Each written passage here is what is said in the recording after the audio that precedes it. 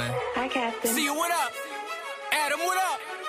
Look, yeah, the mic's hot, baby, take no days off. Them other pods, everything that they say soft. No plays off, no plays off. Yeah, the mic's hot, baby, take no days off. Them other pods, everything that they say soft.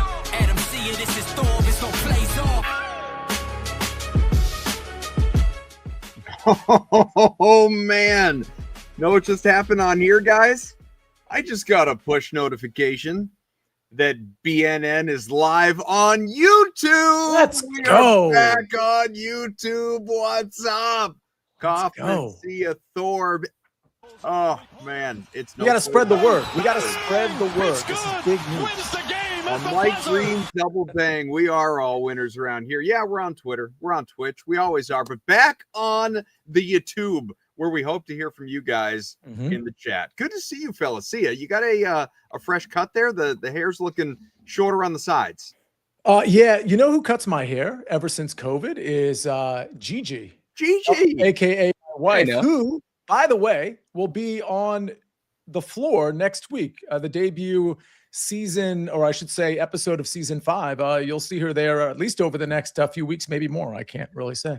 I half expected Thorb to get a little witty there. She will be on the floor for the next few weeks. It's funny. She posted about this, I want to say a couple hours after we concluded our previous show. And I saw that. I messaged. I was like, what the hell? Why didn't see you mention this on the show? She's like, embargo. But now it's out there. Now I can legally say. Yeah. Well, I did mention that she was going to be on a game show like many episodes ago, but I didn't go beyond that. So it'll be on Fox, I think next Wednesday, maybe. I think it's Wednesday at 8:00. How tough is it for you to keep some of these secrets, knowing how all of this plays out? I mean, it's a little tough, but to be honest, it was recorded so long ago that it's sort of like out of sight, out of mind at this point. Did nobody hear the random basketball highlight that played in the beginning of the show? Yeah, we talked about the Mike Breen bang. That was SPJ. Can you do it again? I was so confused. We were celebrating. Yeah.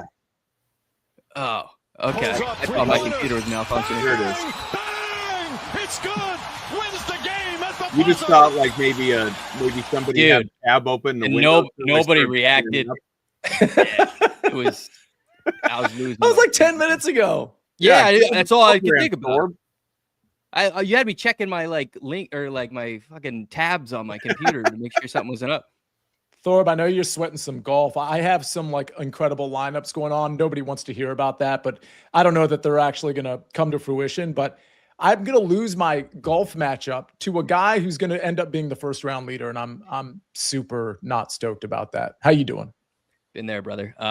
Yeah, I just Novak just bogeyed that hole, took me out of first place in the showdown lineup, and it's tough. I'm probably gonna win at least $700, so I'm not gonna act that upset about it. But it's a big swing. Has the hot streak continued for you into April? I mean, I know what a glorious March it was for you. Hell no, but it's coming back because I'm so on top of this golf tournament right now. Like everyone at the top, I have. So this is good. Can I just say, because by the way, I'm going to lose my matchup, but the rest of my golf's looking pretty good. But you know, we talk about how much of a degenerate Thorb is, and we all are to some degree. But Thorb is like more than us. I mean, if we're being honest here, and it's not like a super close call, if I'm being honest. With all of that said, wait. How are we defining that? Is this monetarily, volume? Like how? Literally any description you could come up with, including monetarily and volume wise, all of the above. You could name a bunch of other factors and it would still be yes to Thorb. I guarantee I am more of a volume degenerate than Thorb. Yeah, but it doesn't matter if the stakes are like a certain number. No offense, but you and me, I don't know like what our denominations are. They are a fraction of what Thorb bets on a day-to-day. Thorb, what do you think? Because you're pretty comfortable sharing money. You've talked about this in the past before. What do you think you bet on average per day? 4 to 8K. Yeah, that's degeneracy, folks. I mean, it's a lot. It's a lot. And the point I'm getting at, it's that when we associate the word degenerate with a guy that's just like constantly losing money, and we know this gambling game, that's going to probably happen more often than not. But I got to say, when it comes to golf specifically, and Thorb, I'm not like aware of the other, like how you've been doing over the last couple of months with the other bets, but people don't know this about Thorb, that he's been tracking golf he doesn't just play and like whatever. Like he's been betting for a long time. And no offense, Thorb, I just figured you were just like everybody else, like kind of winning here, losing there, losing more than you win. This is the hottest golf capper like on the planet right now. And like nobody knows about it because we think of Thorb as degenerate. He doesn't have his own show. Thorb is like knocking these things down on a week-to-week basis. It's crazy. Yeah, I have Finau first round leader as well. Jesus. I think Thompson's going to take that. I mean, it's a par 5, 8, and he's on the 18th right now. Yeah, that's who my matchup is against. I have Ryo Hisetsune, who's -4, by the way, over Davis Thompson. Thompson's on that par 5, and he's on the green in 3. He's got an 8-footer to knock you out, basically. He's got an 8-footer. You have any cash out opportunity on a first-round leader bet? What's that? Is there a cash out opportunity on a first round leader bet, or can you hedge that in any way if you feel like you're in play there? There's too many players left. Like somebody in the afternoon could get super hot. I also have David Ford, who he bogeyed the whole 15. I'll let you know. I have the each way on it anyway, so it's not gonna be the worst.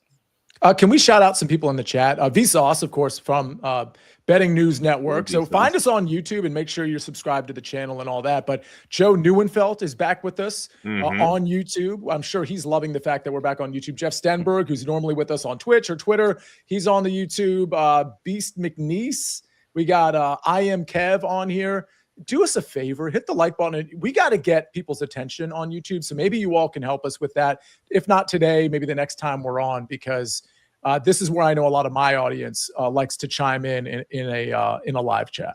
I'm kind of uncomfortable that Jeff Stenberg is again Jeff Stenberg in the chat and no longer Stifler.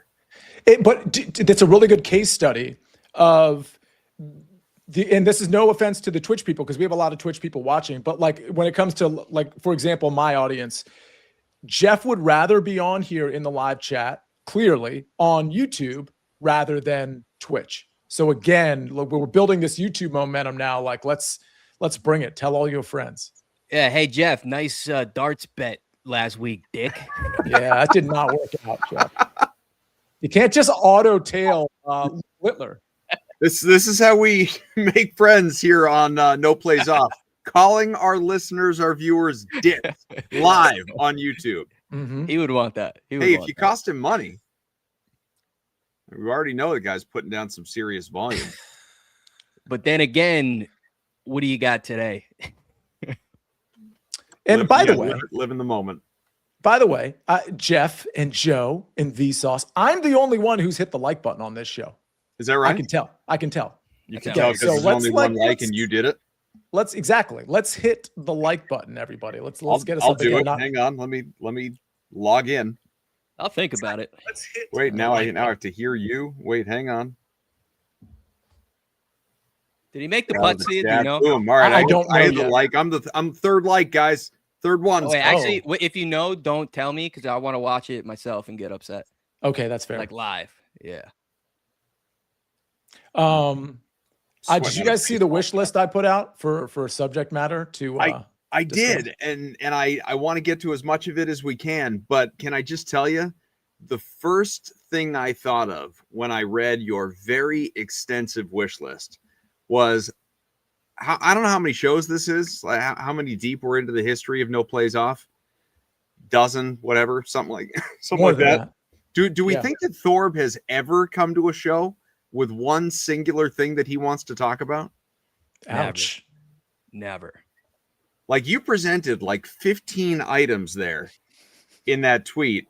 And all I could think about was like, I wonder if there's one thing Thorb wants to talk about today. No, I like it like this because then it's more natural.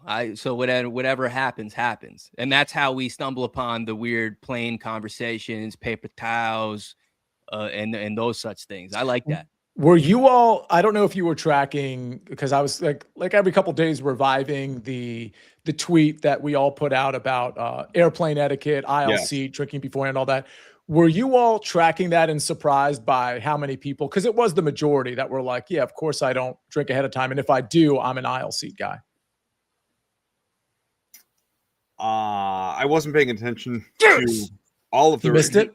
Yeah. Let's go. Let's go. I wasn't What an idiot. actively tracking all of the replies. Vsauce points out, by the way, 9 YouTube subs away from 600. Can we make that a show goal in the hour, however long we're It's a here? great idea. Yeah. I'll even sub. Perfect. Awesome. That's an easy one. fantastic. It's a freebie. Free square. What did that say? What did that person say about me in the chat? Thorb looks like he tracks his personal bets in donut holes eaten in one sitting. Speaking of bets, I don't know where a that fat came joke? from either. I think it is. I feel like he's like I already insulted you with the Terrell Hatton thing, and now he's just like piling on. That's crazy. I got Pam telling me she doesn't even notice if I go to the gym, and That won't really now I got this. I just came from the gym. This is some bullshit, man. Thorb, do you have any Final Four action? No, I just got Zona for it all. Oh, that's right. Pretty hefty wager though. That'd be cool. Adam, how about you? I am a UConn backer. So that was a nice miracle against Duke the other day in every sense of the word. But yeah, I mean, a couple more tough games to get through before we get home. And I do not have nearly as serious a wager on it as Thorb does Arizona, I'm sure. Nevertheless, I'm looking forward to it. I have a future on Illinois, but it's definitely my smallest future. And it's like not consequential enough for me to be like, oh, I got to have Illinois in the final. And honestly, I think one of those two teams loses somewhat comfortably. Anything can happen, but somewhat comfortably to Michigan or Arizona. Adam, when it comes to that shot, that UConn shot. Yeah. If I just I'm sure you've thought about this. You probably discussed it on other shows, but just assume you hadn't for a second. Chris Kish joining here. Crispy Sky. He says, "Hey boys, thanks for being in here, Chris. Make sure you subscribe to the YouTube channel." You know, and I want the chat. Is a form of donut. I want the chat to participate in this as well. Apparently, I'll eat that up. When it comes to best March Madness shots, yeah, Adam, would you put that in the top 5 without even really giving yourself the chance to think? Forget about like the 70s and like maybe even the 80s, like 90s forward. Would that be like a top 5 March Madness moment? I think it would have to be.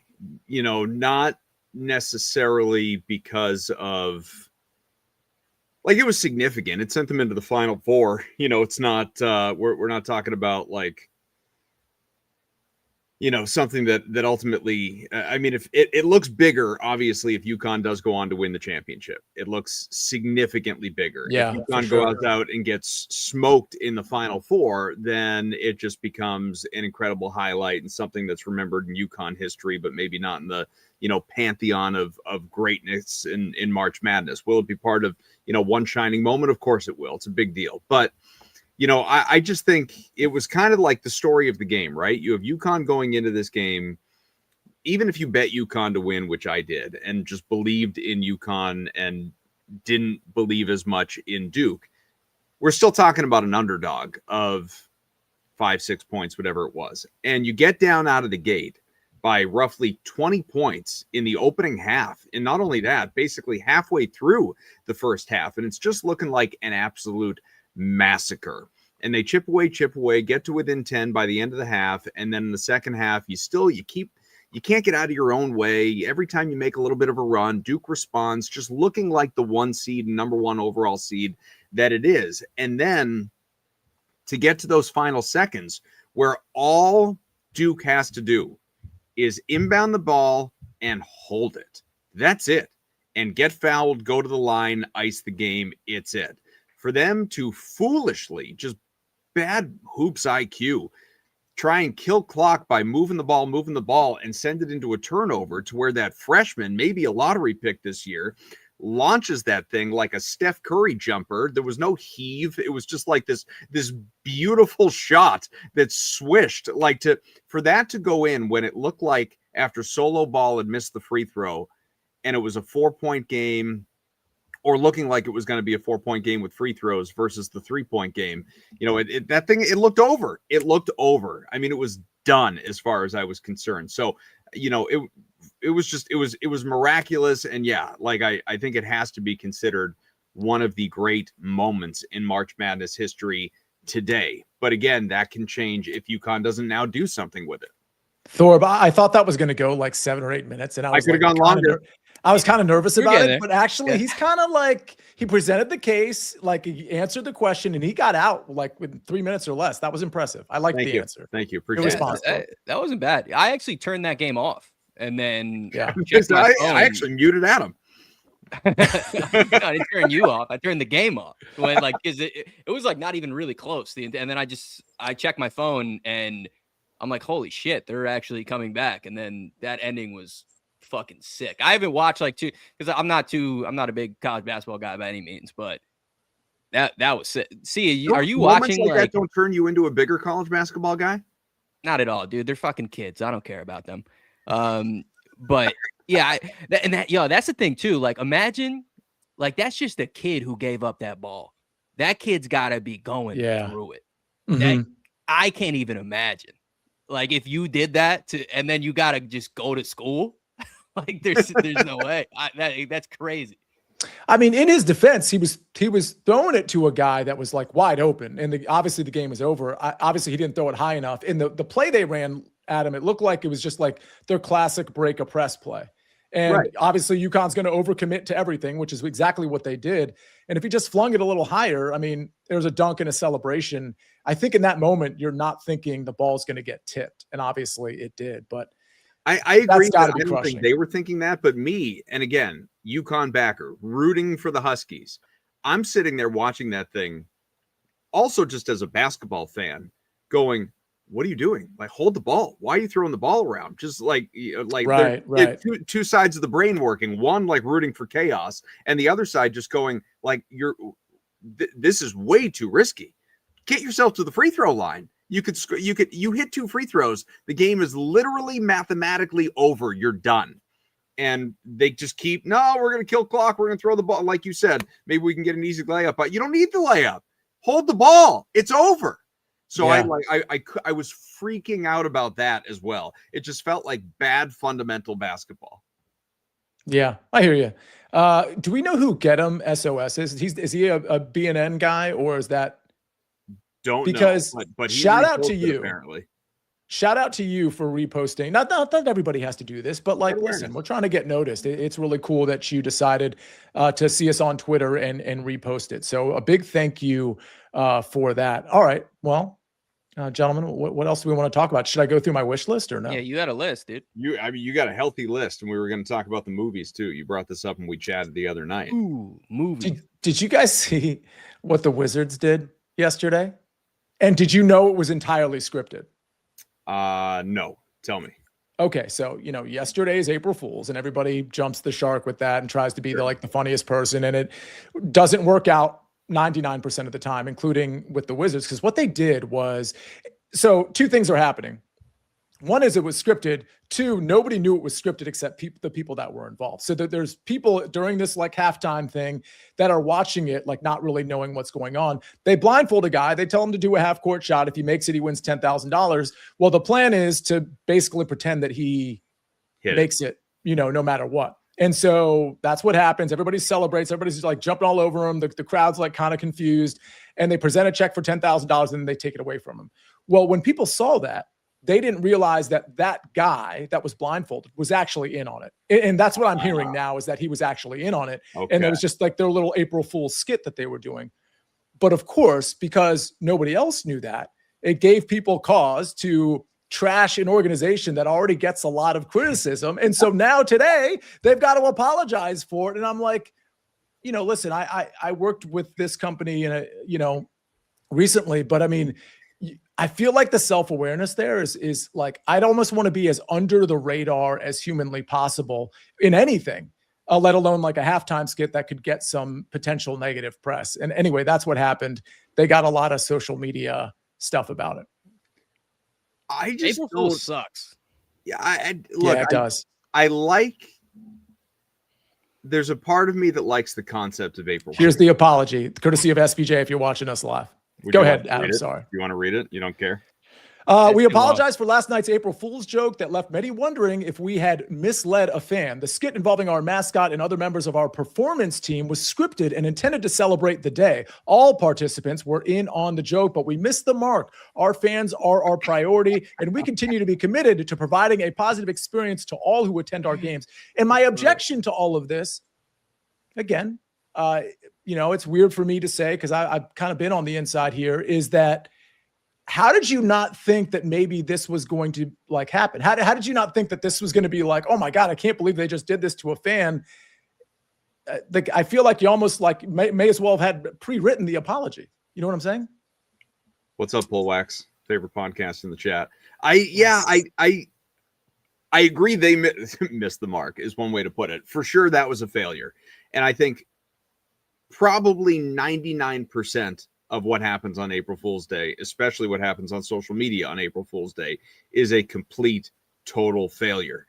It's not of the same scale. One that I just stumbled upon this morning. I don't know if you guys watched the show Entourage when that was on in its prime. Sure, loved it. Sure. And so for ever since, people associated with the show have been suggesting we're working on trying to bring it back. Fans, there was the Victory podcast. Fans, have been clamoring for there to be, an Entourage reboot or extension or whatever. And so they put out this big graphic of course, yesterday, where it's like season 9 of Entourage is coming this summer, and the world starts flipping out, and they, Jeremy Piven is tagged in it and shares it, and Jerry Ferrara, is a collaborator on Instagram, and all these people, associated with the show get behind it.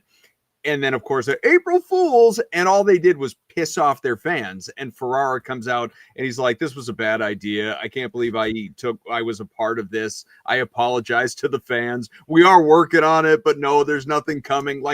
Most people screw up when it comes to April Fools, which just sort of, I guess what I was starting to say before is it just sucks that conceptually, I like the idea of April Fools. I do. I think if done right, which is so rare, it feels like it can be fun. But isn't there always an asshole? Isn't there always a loser in April Fools? What if the April Fools prank is, those rookie pranks in the NBA? I filled your car with popcorn. Well, guess what? Some poor asshole has to clean out that car and restore it to form. There's always a loser when it comes to these pranks. And that's the unfortunate part.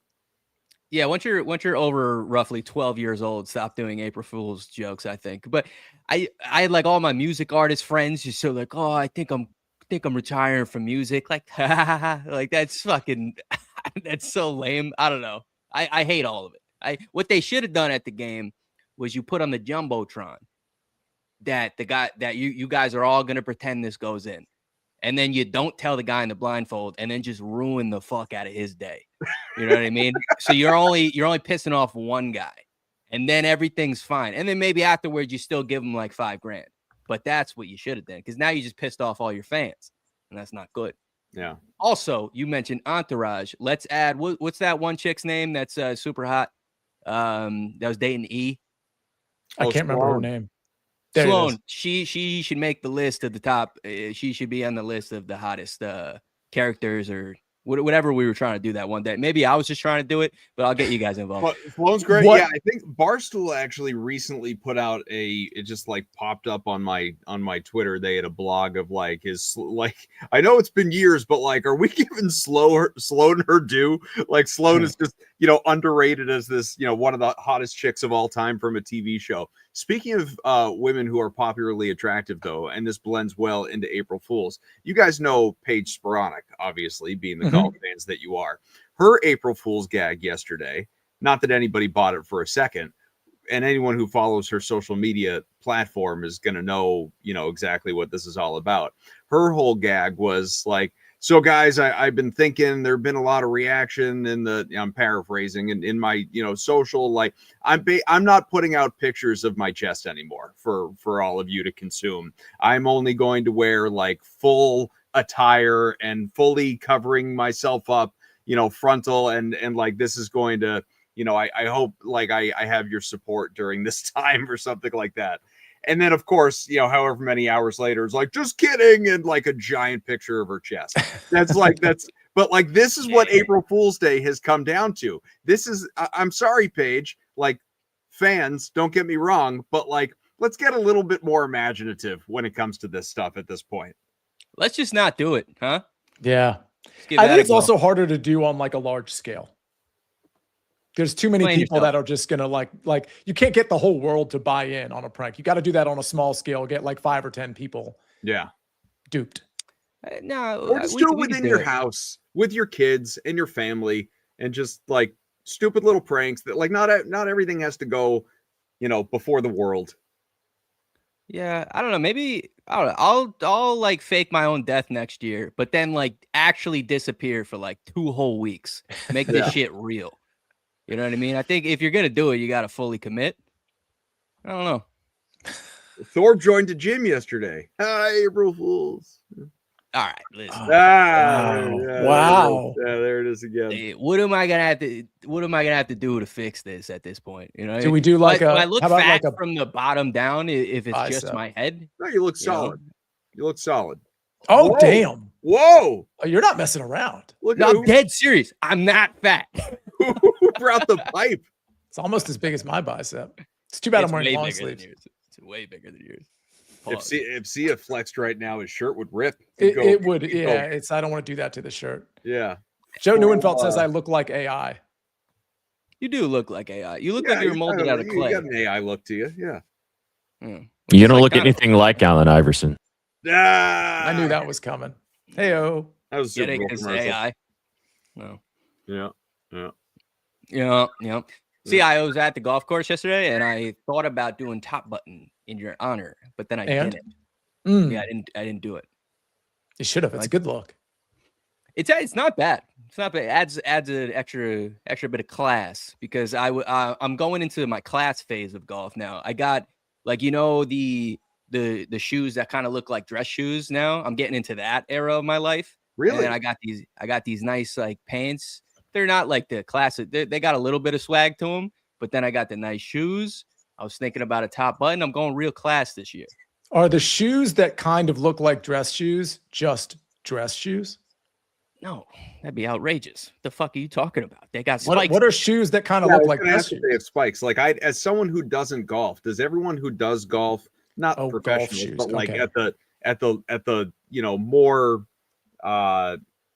average level, like does everybody have cleats or whatever they're called, golf cleats, golf spikes, whatever they're called, or does anyone just golf in regular old shoes?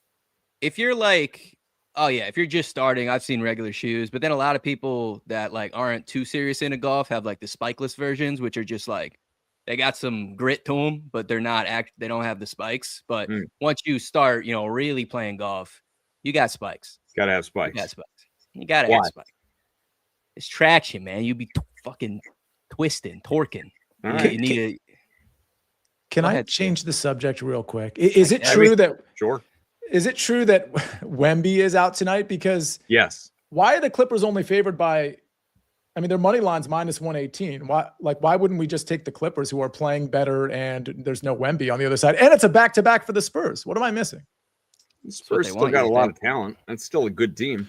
Oh, I agree, but I mean, we can all agree the Clippers are a better team than we thought what they were 2 or 3 months ago. They're playing pretty good basketball. You want me to bet it, dude? I'll bet it. Just say I'm gonna bet it right now. The line doesn't seem right.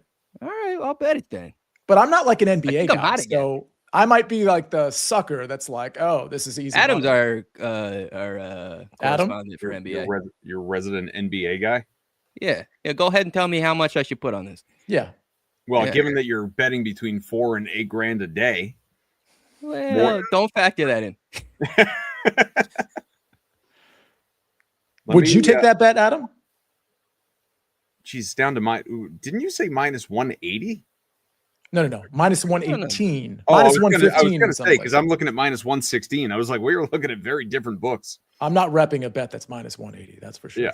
Well, some people will not hesitate. Let me pull up. It's wild too, because the line moved 5 points. It was 4.5 earlier. So Wemby moved this line 5 points, which is totally justified, especially on a back-to-back. Like, that's the thing. It's not just that he's out. It's that they're also on a back. Although actually the Clippers might have played last night. I'm not even sure.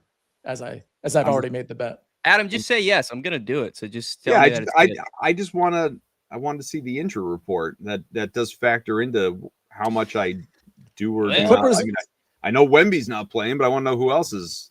I assume Darius Garland and Mathurin and Kawhi are all playing in this game. All right, so I already did it. You took too long, and Wemby's the only guy out for the Spurs that you've heard of, and the Clippers. Everybody is playing of note. That Wemby guy's a real piece of shit, man. I bet Golden State last night, and why'd you do that? That guy's a freak. Well, I won, so you're welcome. Barely. Yeah, what they covered the last second. That is correct, sir. This game's at 10. We had the Spurs. We were already dead with our parlay, but we had the Spurs covering as a show parlay on BETSPRESSO last night. Well, I bet them live. Did they actually cover the number? Probably not. They covered the number. Yeah, they covered it by the hook. So the Spurs are 2 back at the Thunder, still chasing that 1 seed. Clippers locked into the play-in. Oh, but can they position themselves better in the play-in would be the question. I mean, yes and no. Like right now, they're gonna be the 8 or the 9. All right, there's a difference there. There is. I like it. I'm in. It's done. I don't think the Knicks are any good, guys. Yeah, I don't. No shit. I told you that. That's why I put the biggest bet I've ever had on the Charlotte Hornets last week, which I gave out on this show. I fear they're not any good, but it's good, and I keep adding to the 7 out of 10. Come on. Yeah, against like the most bottom feeder. They're teams. the Miami Dolphins, man. Like March Madness teams. Yeah, they beat up on the bad team. They're literally the Dolphins, and I've seen it too much, and I don't want it. I'm highly invested though. So I mean, may as well tell people what you put on the Spurs. Then we got to know what we're pulling for you. Oh, I only did. I did 200. Okay. I did half of that because I trust Sia with my life. Well, that's not good. Yeah. Vsauce says the Knicks killed our parlay. I mean, they did technically kill it, yes, but the Spurs would have killed it. If you guys had an MVP vote, and by the way, I think MVP is like a silly, lazy award, really across sports. So I don't care that much. I would never get mad about an MVP thing because it's ridiculous. With that said, if you had a vote, who would it be for? SGA. SGA would be the MVP and will be the MVP. I thought you were going to say Jaylen Brown. Yeah, I mean, it's no. As much as it sucks, it's probably SGA. Yeah. Yeah, but I asked who you would vote for, not who it's going to be. Who I would vote for? Yeah. Jaylen Brunson. Jaylen Brown. Jalen Brunson. You don't think you wouldn't vote for Wemby? I mean, at this point, it's kind of ridiculous on both ends on the floor. I would not. It is ridiculous, and he is insane, but he's not.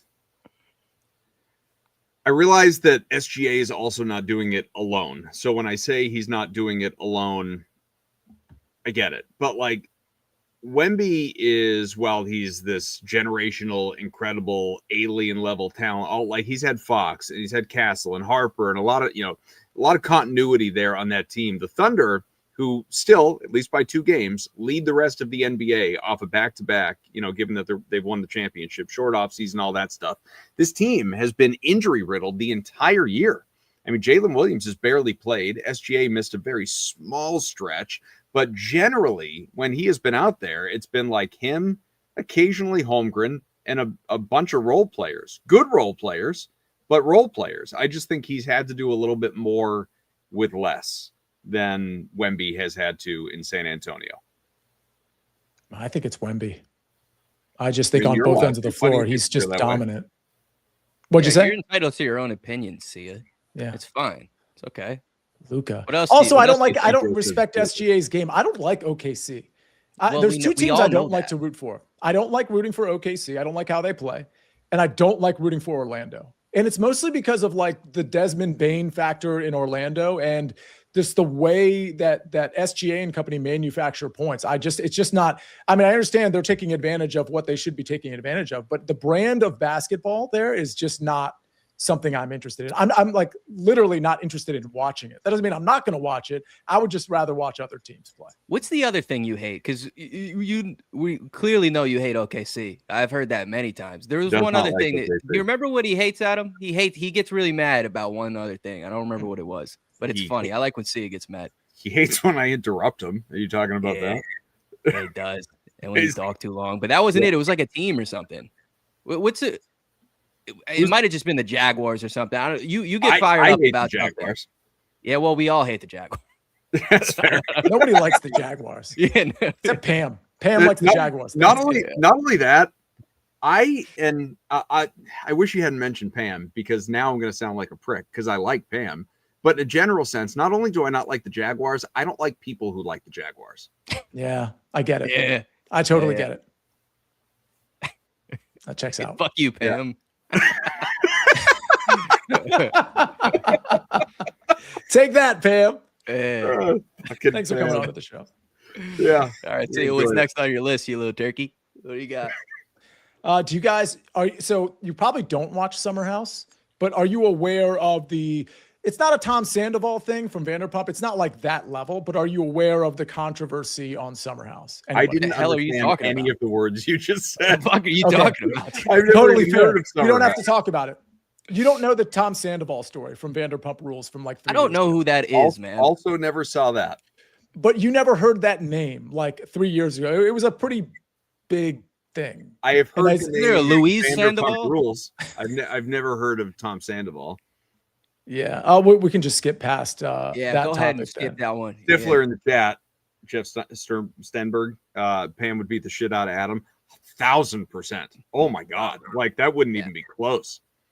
You kidding? That would not, it wouldn't be We could funny. set that up. Yeah, we can set that up. Well, okay. Do you want? I'm going to read off the rest of the topics on my wish list, and you guys can choose You just which one. interject what we want to talk about. Some of these are a little, touchy. Masters picks, Tiger Woods, Kirk Cousins, airplane etiquette, and Justin Bieber. All right. What's going on with Jay Biebs? What's that? Nothing. Wait. Nothing. It's just me paying. Justin Bieber thing is me just paying homage to him. I think he's great on and off the mic. He's lovely. Did something new happen that thrust him into the news, or you were just thinking about Justin Bieber? He's just. I just thinking like about Justin Jay Bieber. Bieb. Yeah, he's good, man. Talented guy. You know what He's song? I used to funny, hate him. I used to hate him so much because when you were growing up, like every chick liked him. So then naturally, when you grow up as a hater, you hate everybody like that. So I didn't like him at all. And that was me for 5 minutes in many, many years ago with Justin Timberlake until again, very quickly I was like, well, one, it's not his fault. He's fucking good at everything. Yeah. Yeah, he can act, can sing, can write, can produce, can dance, can all of the and he's funny as shit. Like, you know what? Maybe I just need to acknowledge he's great. And once I did that, I lived a happier life. Yeah, I hated Channing Tatum too. And then I love that guy. That guy's awesome. Awesome. That guy's awesome. Did you see the DWI clip? Not of him getting stopped in the car taking the field sobriety test, which is out there. I'm talking about Justin Timberlake. Did you see when he was actually at the police station? The police station, yeah. And he did that. No. He basically broke out a joke in the middle of the processing. It's almost impossible for me to replicate. It was so funny how he. I didn't see the, can we find it and use it? Is it out there on the Twitter somewhere? Yeah, it's definitely out there. Yeah, so Jeff Stenberg's seen it. The white question mark. I mean, it was deadpan. Like it was like, when you make a joke and it's like kind of like a weird situation, and so you just bail on the joke right away. You want to make the joke, but you bail on it right away. He leaned into it, and I thought it was like the funniest thing I've ever seen in something that you can't make funny out of that, and he did somehow. Did you see Tiger in the room? I hope you could see it. Wait, from his old arrest back in the day in 2017. He was falling asleep or. Oh man, it's a tough watch, man. Damn. I mean, you had on your list. Do we want to talk about Tiger Woods? Is there anything that we can say about Tiger Woods other than geez, man, I hope you get yourself some help. Like there's nothing else that one can say that isn't gonna like get you into trouble in some way, shape, or form. I can't fathom. Look, we've all made dumb decisions at various levels of our lives, some more, high profile than others, obviously. But I just think anybody, and this goes back to Timberlake too, like anybody of a certain means that I will never understand, like those two guys, like get the driver, man. Like just have the driver on standby always, all the time. Like it should be like you don't even have your license. You have forgotten how to drive. It is not a part of your life. And I know some people just want to have control, but I mean, I think if you're that high profile, don't you, and probably Tiger might not, but don't you like walk around with security detail, like maybe one guy? Like, couldn't that be your driver? You know what I'm saying? Kind of a 2-for-1 situation where you still retain your privacy, but you've got your bodyguard that's also driving you around. I feel like, I don't know, everybody wants to be just normal too. He doesn't want to have to like do that. But I feel, to your point, yeah, you got to concede at some point. Like the video of the cop trying to teach him how to do the sobriety walk. He's just out there like, I'm sorry, man, I've never had to do this before. Like, again, just like trying to find some humor in it while whoever it was that he was with is like, don't you know who that is? Like, I don't think the cop cares who that is. Yeah, it's really bad, man. It's not good.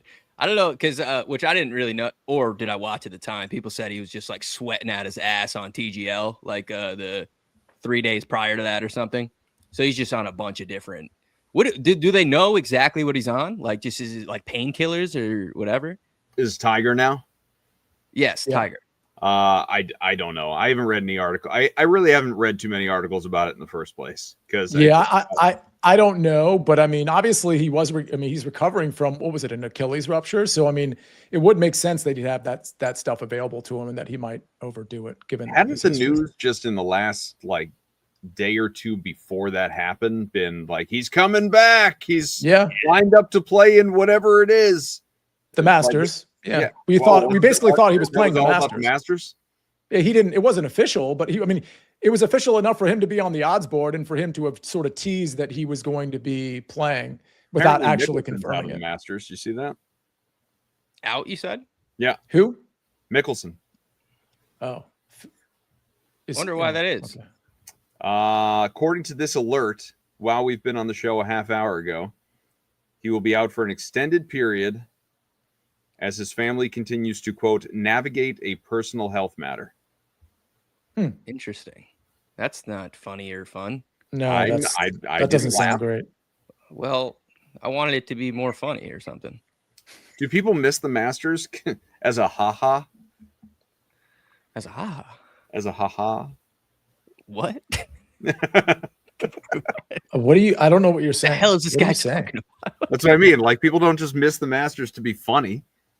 It's like, it's April Fool's. I'm not playing in the Masters. Well, no, it could have been funny. He could have, like, I don't know, fell off like a trampoline or I don't know. There could have been something. There could have been something. Terrible ankle sprain that he won't be able to cope with. There was an April Fool's yesterday saying Russell Henley was out of Valero and out of the Masters. Like some like big account tweeted that out, and a lot of people actually. Why the fuck would they tweet? Like, who cares about Russell Henley? Maybe the psychology. The marketing firm got behind this April Fool's joke. Maybe the psychology was if it was like a third tier guy, second tier guy, that like it's more believable or something. Be more real. Okay. Yeah. That's an odd choice, man. But they said he was out of the Valero too. So you could have had people like changing their, existing DFS lineups on that. Or like going to the sports books, which I would have done if I believed it. I would have gone to the sports books and like bet more on Tommy Fleetwood or whoever it was. Cause the board still has Russell Henley up there. Yeah, that's exactly what I did when what's his face went out this week. Kawa missed the back pain. Now, I don't even know because now I have him for the Masters too. Now I don't feel good about that. You should not feel good about that.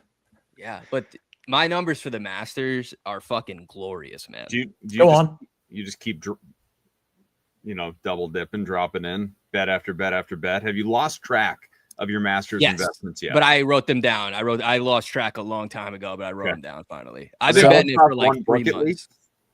No, they're all over the place. Okay. They're all over the place. Good on you for shopping around for the best numbers. Thanks, man. I was working really hard on it. I need David Ford to make this putt, so sorry if I'm just looking down. But you want to know my Masters bet, see it? Yeah. Okay. John Rahm. 16 like to that. 1 and 16. 24 to 1. What? Yes. 24 was a boost, so maybe we won't count that. We'll say 16. Okay. I have Kawa at 40. That was fun until it's not now. Yeah, it's dead. Decky at 44. Oh, Hideki's going to win the Masters, by the way. But I saw him tweak his back today on a swing. Cancel that. He's not going to win the Masters anymore. But he would if his back's fine. All right, so he's going to win. Minwoo, 66. Okay. Corey Connor, 66. Okay. That's a waste. That is a waste of money. He got my each way last year, Dick. Okay. Yeah. So He can't win. The one tournament he can win is Coming Valero, third. and he decided not to play the Valero for some reason. Yeah, because he's tuning up for the Masters to come in third and catch me my each way. All right, let's move I on. really Spieth, like Thorb's 50. golf analysis behind these bets. Thank you. Yeah. Spieth, 50. Masters Demon. Yeah, it's Okay. not bad. Understand? Bhatia, 90 to 1. Bada boom, bada bing. Big number. That's good. Fitz, 80. Yeah, I good like luck that. finding that number. That is awesome. Yeah, I love good luck that. finding that shit. Yeah. How long ago did you play that one? About 3 months ago or something. Cam Young, 125. That's insane. He is 27 to 1 now, you jabronis. Jeez. And that is it. That's awesome. I've got Adam Scott at 100 to 1. How do we feel about that? I like that. I think that's That's good. great. Thanks. It's a great number too. Thank you. He's like He's not gonna win, but it's good. 65 now. Yeah, Hideki's gonna win. But so really, all the other bets don't matter, I guess. I actually know who's winning this tournament too. I told Sia yesterday, Matt McNeely's winning this. So it's nice going into the tournament knowing who's gonna win. It's So important. this should be good.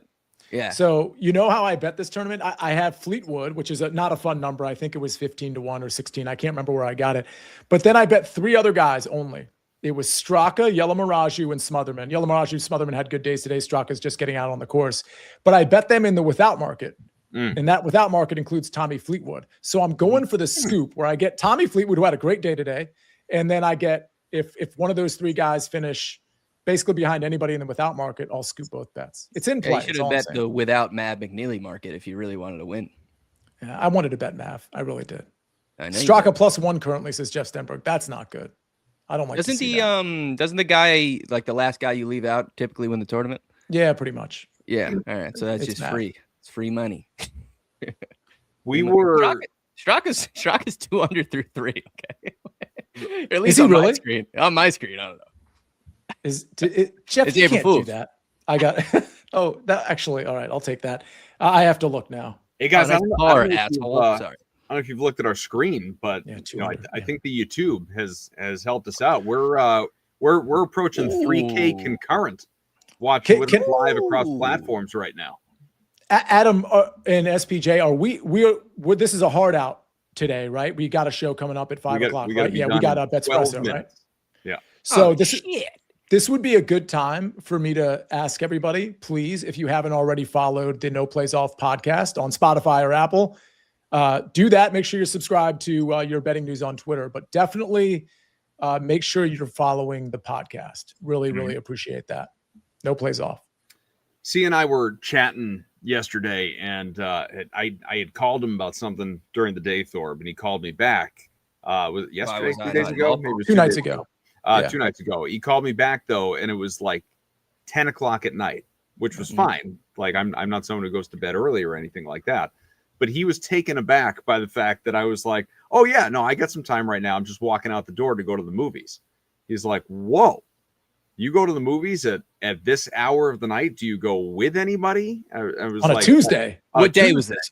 Tuesday That's night. fucking nuts. Yeah, it's nuts. Yeah, and I was like, yeah, I mean, I'll like on this particular occasion, I am going with somebody, but I have no issue going by myself. And we basically had a no plays off on the phone, just the two of us for the next little bit here.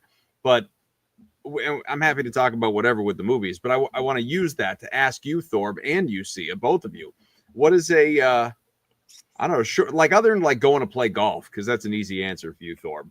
Hell yeah. Or pretending to go to the gym. What's your little recreational, what's your sanctuary? What's your little thing that you like to get out and just do for you? Dude, golf's the only thing I do. I can't. That's it. That's it. That's it. You took my only answer away from me. Hey, then What it's what golf. do I do now? It's definitely not golf at 10 o'clock at night. Unless you went to a driving range. I guess you could do that. I could do that, or a simulator, or anything. I can do whatever I want. Golf's the best sport in the world. Now on to Sia. Your answer. Well, okay, so I want the chat to answer this too, because I think it's a really good question. I don't have a great answer. So my original answer is something that is not acceptable, which is go to the gym. But what I like to do, because of the nature of our work, is once the kids go to bed and the wife is, probably kind of, because I'm up late as well, and she's kind of like basically preparing for bed on the earlier side of things, I post up somewhere in my house and get both my iPads out, sometimes my laptop too. I got my notepad, my G2 Pilot pens, and I'm prepping for the next day or the next several days if it's golf or NFL or whatever it is. So yeah, it's not a getaway. So it doesn't really answer your question, Adam, but that's like solo 2 to 4 hours. It's your little happy place though. Yeah, I've got everything kind of laid out. I'm watching what's going on, but I'm also like quote studying for the next day. But Married to the game. Guy does not married to the game. And I love it. I love doing it, of course. But I actually, when you were telling me that you were going out to the movie, that you do it by yourself, sometimes with some of your group of guy friends, I actually thought it was a really good idea. And what I mean by that is I was like, oh, that like, what a cool getaway to like just check out at 9:30, 10 o'clock and go to a movie. That seems so liberating to me. You went without your wife. That's right. I couldn't tell you the last time I went to a movie with my wife. I love it. Really? You don't even like her, do you? she's lovely. We just we don't like if we rarely get an opportunity to go out and do something just the two of us. Honestly, typically it's like dinner. It's not, if we're going out, because again, we got the 3 kids at home. So if we're going out to do something just the two of us, we want to be able to talk and have adult conversation that isn't interrupted every 7 seconds by our children. So like going to the movies where you're just sitting there not talking to each other, that's like that's we can do that. How are you supposed to bond and connect really at that point? You know what I mean? I'm saying. No, can I just movies is just that's a happy place for me. I love going to the movies. Thorb, can I tell you a little secret? And I think it's going to make you, one day you're probably going to get married. And I think people like everybody, including you, you never want to necessarily take that step because it's like such a level of commitment that I know you well enough to know that like, and I think this is most guys, frankly, they don't necessarily want to commit to like that level of commitment. With that said, I think the key to any successful marriage, it's not the only key, but it is a key, is to make sure you're not doing everything together. That's like, I'm actually being like completely serious. Like if you are doing everything together, it means you've basically compromised your identity and melded it into the other person. You got to do some stuff solo, and you can't be apologetic about it. And the other person has to understand. I think you should barely see each other at all. Also fair. I mean, SPJ is in the middle of not seeing his wife for over a month, I think. Dude, how's that? I bet it's fucking sick. He's got it figured out.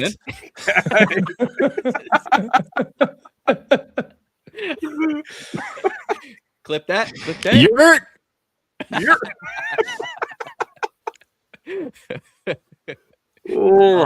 No, I agree with everything that Sia just said. I don't know how often I've used that expression. It's true. You gotta have a little bit of your own time. And I'll say that to my wife too. If she'll mention like, there's going to be like a, going out with their girlfriends or there's a mom's night or whatever. I'm like, good, go. Like have at it. Like, don't go out and be, not that my wife would anyway, but I mean, like some people in the group, like don't go out and be reckless and stupid, but like, go have a good time, go be social, have fun. Like you got to do it for yourself too. You know what I've noticed in other people's relationships, since I don't be in them, the women don't seem to have a golf. You know what I mean? They don't have their own golf, like something that they just go do like weekly that takes like 5-6 hours or whatever. Because all these wives be getting so upset that the whole Saturday he's out golfing, right? I will agree with you. Like, my wife doesn't really, but I think there are plenty of women that, like, I don't know, yoga or Pilates or go to the gym or what, like Quick. So you need something that's hours long. Yeah. What I have found is that Massage?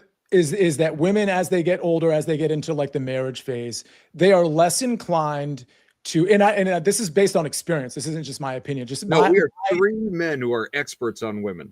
No, it's not about, no, hear me out. Like, this is kind of a, like, in my experience, a fact. Women are less inclined to hold on to, this is not an absolute, to hold on to their friends over the decades. Guys are more inclined to hold on to like have their best friends from high school and in college and whatnot. And so that caters to having those activities to do with people or going on like mini vacations. I'm not saying women don't have that too. I just think the ratio is imbalanced for whatever reason. Yeah. What C is saying is women don't have any fucking friends. And that's the problem. And that is the problem. Also, so what I've, I think, I don't know, because every time, have you ever seen, or has this ever happened to you guys where your wife tells you she wants to do something and you're like, no? Every single guy that I've known and their wife says like, hey, I want to do this day. They're like, okay, go. But the golfing thing, many times I've asked my friends to go golfing and they got the no often. But I don't think like any guy has ever, I don't know. Do you guys like if your wife wanted to go to the fucking, see, I don't know what women do. I don't know what they do. If they give me an example of something women do. Yeah, no, I mean that. No, you can't think of one, can you? I can't. I mean, it's the gym, like Adam said. No, but I get your point. Like, no, my wife has never, unless like we have a commitment, like we have something to do. If we're just like free and we got nothing going on, she has never been like, no, like don't go to the movies with Mike. Like, you know, like you gotta stay home. Like, no. Who you went to the movies with? Was it Mike? Yeah, and this time around, it was a guy named Mike. Do you guys find, though, not so much you, Thor, because you're younger, but Sia, you're, I don't remember, a couple years older than me. We're about the same age. Do you find that you, like you said, like I got a lot of friends still from high school and college. I mean, plenty of friends like here in my town here as well. But I find that I am increasingly selective as I get older. Like I've made my lifelong friends. And now as I get a little bit older, like I'm finding I need fewer new friends. I mean, I'm friends with you and Thorb. Yeah. True. So I'm kind of on the other side of the spectrum there, clearly. Yeah. Well, I don't want any new friends, like not one. I'm good.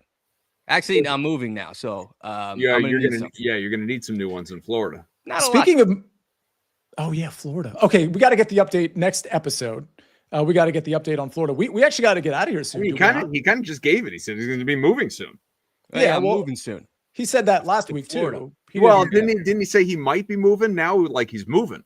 Yeah. Now I like. Well, I think you just got the update. Like I think it's happening. Yeah. Okay, we need an extra update then, Thor. Yeah. Can you do it in 60 seconds? Do you want me to help you move? Yeah, I'm moving. Do you want me to help you move? Yeah, dude. That'd be sweet. It's a long move. Yeah, but I'm not going to do it. I just wanted to know if you wanted me to help. I would like you to help. Yes. That's nice. It's nice to know. Yeah. You're not going to, but I would like that. Yeah. No. We'll talk to you while you're moving. I wouldn't want that. You put the earbuds in. We'll just chat with you. Let's have a pod while I'm moving. Yeah, pretty much. Okay. We're going to do this whole like U-Haul thing.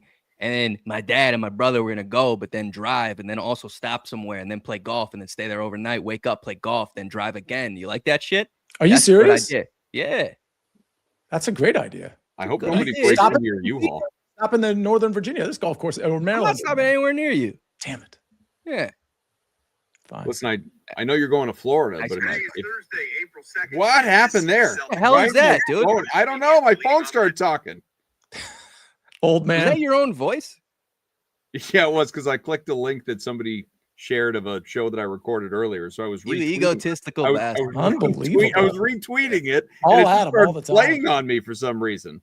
Yeah, I don't know why. Steve was that guy. Wait, I'm gonna try and do. Yeah, I must have just hit it. I was like, did it autoplay? Like that would be weird. Well, now you ruined the whole show. Well, by the way, speaking of the shows, we're done then. We got to talk to SPJ. I kind of like this time slot. I'm just throwing that out there. Wow. But either way, make sure Of you course, Adam subscribe to the loves podcast. listening to Adam. Yeah, I mean, we could talk to SPJ. I don't have any objections to this time slot. This I'd like one's to actually better for me, to be honest with you. Well, what do you know? Anybody You're moving. cares? Oh yeah, I'm moving, guys, to Miami. Now you got the where. The way? Oh yeah, I'm moving to Miami, Brickell to be exact. Wait, didn't we talk? Oh, Yes, we talked a little did. bit about that. This is the Oh, yeah. whole Guys, I'm moving to Brickell. bio thing all over again. Yeah, He says Adam on his phone during the show. Imagine that. V, it's how I get my news. I surf Twitter while we're talking, especially when I'm doing shows with you, looking for NBA injury updates. do we have to leave now? Yeah, we Yeah, I gotta think go. so. We gotta Yeah. go. What Well, the heck? listen, dude? I mean, I don't want to confuse people, so let me do it this way. Normally, we're gonna lie to you. We're gonna tell you something's next. It's not next. We just got a thing that we do around here. If you're new to the show, you got to go with it.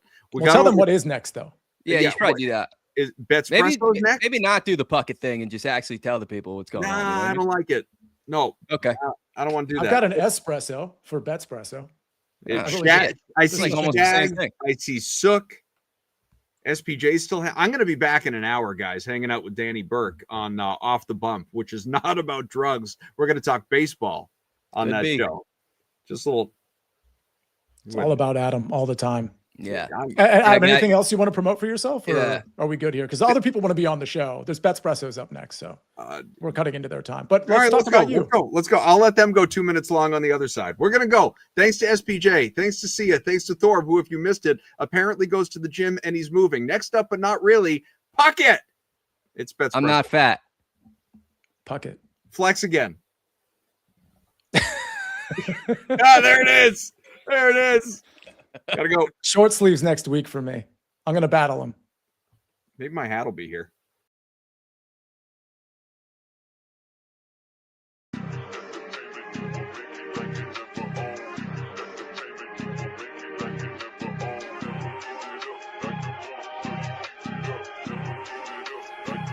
На мне запахи Том Форд, смесь ванили и табако.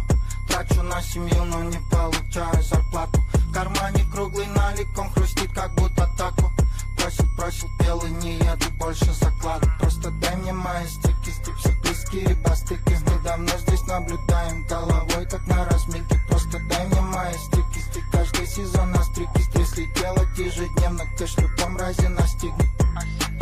Мили, нам интересны мили. Хочу, чтоб было все здесь у людей с моей фамилией. Я каждый круг на дрили, мой стейк тут не на гриле. Меня волнуют цифры, сколько взяли, сколько влили. Про дела не по мобиле. Поднимайте эти копейки нахуй тос. Хочу, чтобы суммы были как приглас. Самый высший губить моих людей, заебал гигос. Это кука седа гулу фандафака. Делать это до голова как надо. Нал хрустит, как тако. Пахнет плотно, пишь пропаку. Наливай, на тебе палит мой Тарковс. Рядом братом чист лакость. Везде как будто бы дома, но помню, что залетел гость. Ноздри не будут такой. Прайм перевернутый. What is going on, everybody? Another hour right here on the Betting News Network. Hope you guys enjoyed the last hour with those three amigos for No Plays Off. We are live with you guys right here, right meow, for the next hour on Afternoon BETSPRESSO. That is Shaggy Betts, the GOAT, the morning spread host that you all know and love. That is producer Sook, that you all know and love. That's actually, dude, Sook, you've gotten a big following now, man. People in the chat are just loving Sookman. I hit 2K on X too. Let's go. Ooh, Yeah, let's Shout out Jalen Duren for that. Yeah, we can give the credit to the big dog for sure. The big dog. My name's SPJ, Sweatpants Jesus. Stoked to have you guys here for another hour right here on the channel. Hope you guys enjoyed the last hour with the No Plays Off lads. As they said, go and download, subscribe, get involved with all the content they have and the weekly podcast edition that you guys just listened to and watched and heard, but you get to listen to it if you haven't already, right on the Spotify and Apple Music. Go download and get involved over there as well. But we got you guys for another hour right here. Excited to have you with us on YouTube. Woohoo! Back on the tube. Hey, look at that. All right now. On Twitch, on X, wherever you guys are watching us, we appreciate a little over 3,000 of you guys. Hey, Jeff, exactly. That's such a backhanded compliment with the low key in there. The low key and the actually. Low key. I love it, though. Finally, pretty accurate. Absolutely. 2K, baby. Yeah, exactly, Sauce Man. Don't fire Stifler up in the chat, V. He'll tell you exactly how he feels. Hey, I'll let him know. Look, Visa Stifler, he's got a short-term memory. All right, you're not on the screen, you're not in his head, so take it with a grain of salt. Grain of salt, indeed. Brought to you by our sponsors today at Lucky Rebel. As always, go get involved with everything we're going to talk about in the sports betting realm today. Getting after it right above with that QR code above Mr. Shacklebet's head. You can get involved, get a little over $1,000 dropped into your account with some bonus funds. You can play blackjack against Mr. Bowling if you'd like to as well. And big shout out to our friends at Juice Reel also sponsoring the show today. We love to see it as always. I forget Alex's last name is Bowling because I just call him Bisney all the time. He's just a Bisney to me. He also, fun fact, he and my buddy live like 2 minutes away in Lincoln. They're like down the street from each other. Wow. Apparently. So I need to make a trip up to Lincoln and see both of those dudes. That's for sure. We need to have a in real life meeting of Mr. Shaggy Betts and Mr. Bowling Disney, whatever you want to call him, in real life. That would be really cool. Unfortunately, it's not going to be at a bar because our lovely intern is still less than 21 years old. But he can come next year. Yeah, I can get after it. What's up, chat? How we living? Welcome to the show. If you guys enjoyed the last hour, we got some fun for you guys in front of us. I'm going to derail us for 1 second here. Uh-oh, here we go. Please. We've been in 2 minutes live and we're already derailed. Is there any reason why you guys have not? We saw the No Kings protest. We've seen you guys can hit the streets. Is there a reason why you guys have not rioted over the fact that your drinking age is 21? We have various aspects of time, Sook. It's just never going to get changed. I think my entire my entire existence from 16 to 20 was essentially a riot against the drinking age. So pretty much, yeah, exactly. You know who. This is the thing. Like you do it anyways. It's just a matter of whether or not you can legally do it and figure it out. Fair. So yeah, that's true. B. Dot. Once you hit 21, no one really cares anymore. It's also weird. My partying days are well behind me. I partied my ass off in high school. I don't even care for it anymore. Sorry, mom and dad. Shout out Mama and Papa Shags. Hello. I like they didn't know. No, they definitely know. They definitely met both of your parents. Yes, they know. Definitely well aware. Okay. Well, then derailment number 2. I'm watching The Drama tonight, which is a movie about, I don't know if you've seen the trailer, but it's like 2 couples sit down at a table and they say, what's the worst thing you've ever done? And it's not revealed in the trailer, but Zendaya says the worst thing she's ever done. Robert Pattinson, her husband, proceeds to get freaked out. Everybody gets freaked out. Nobody knows what she did. But I'm going to watch that movie today. And I kind of think that now I lost my train of thought. Oh, yeah, here. Wow. You derailed your own brain, dude. I derailed my own brain. You derailed me for a second. Zendaya and Robert Pattinson are together? I thought she was with Tom Holland. No, in a movie. Oh, in the movie. Okay. All right. I'm up to date on my rumors happen, gossip. boys. It's not rumors Since Shags and Chat just expose themselves for things that they've done. Oops. Obviously, drinking under 21 is very normal for Americans. The worst thing I ever did when I was young, I think I was 21 when I did this. To say this live on air, okay? Yeah, no, it's because I revealed it to my parents just a year ago, and I won't reveal how old I am, but when I was 21, without their knowledge, my parents traveled to India and they were gone, and I was under the care and supervision of my second eldest sister. I proceeded to secretly go to Los Angeles for 3 nights, and on top of that, I asked first, got told no, and then still went. Oh, so not only did you do the thing that you weren't supposed to do, you asked, got told no, and then did it anyways. Right. Yeah, and then a decade later, I decided we were having dinner at my parents' house, and I had one too many beers, and I decided, I've been to LA before. What was the reaction from your parents when they found out that you did do that? Did they scold you at that particular point? And how did you feel? No, my parents did do this weird thing, and I do it too, but you just internalize and you hold on and you just let that rot your soul on the inside. They didn't say anything. B-Dot's asking the real questions, though. 21 under another adult supervision, and you still ask permission? You didn't just I was living under my parents' house, so I follow the rules. You were 22. I'm sorry, 22. Close enough. Yeah. Thanks, Kanika. Hey, respect to you for still following your parents' rules. I would never have the balls to travel internationally after being told no, but good for you, man. What's the worst thing you guys have done without them knowing? No, I'm not saying that. You might feel comfortable doing that on air. Jags ain't doing that on air. I just let everybody know I underage drank. That's enough for me, man. That's enough for me. You don't get to know that. I'll tell you backstage maybe, but not on air. Are you kidding me? Mr. Daniel? Taking that to the grave with me. We'll talk about it in the next BNN meetup. So I have various ones that, again, I'm not going to expose myself right here. But one I do have is my mom. He's definitely in here, V. I know he is. Yeah, he's in here listening for sure. You're going to get a phone call in a minute too, Shaq. Be careful. Look, I'm not the smartest tool in the shed, but like I know when to shut the fuck up. That's for sure. sorry for cussing. It felt right in that moment. When Shag says the F word, you know things are serious. Because that's a very rare occurrence, even though it happens a lot on the channel. I'm not criminalizing myself anymore. No.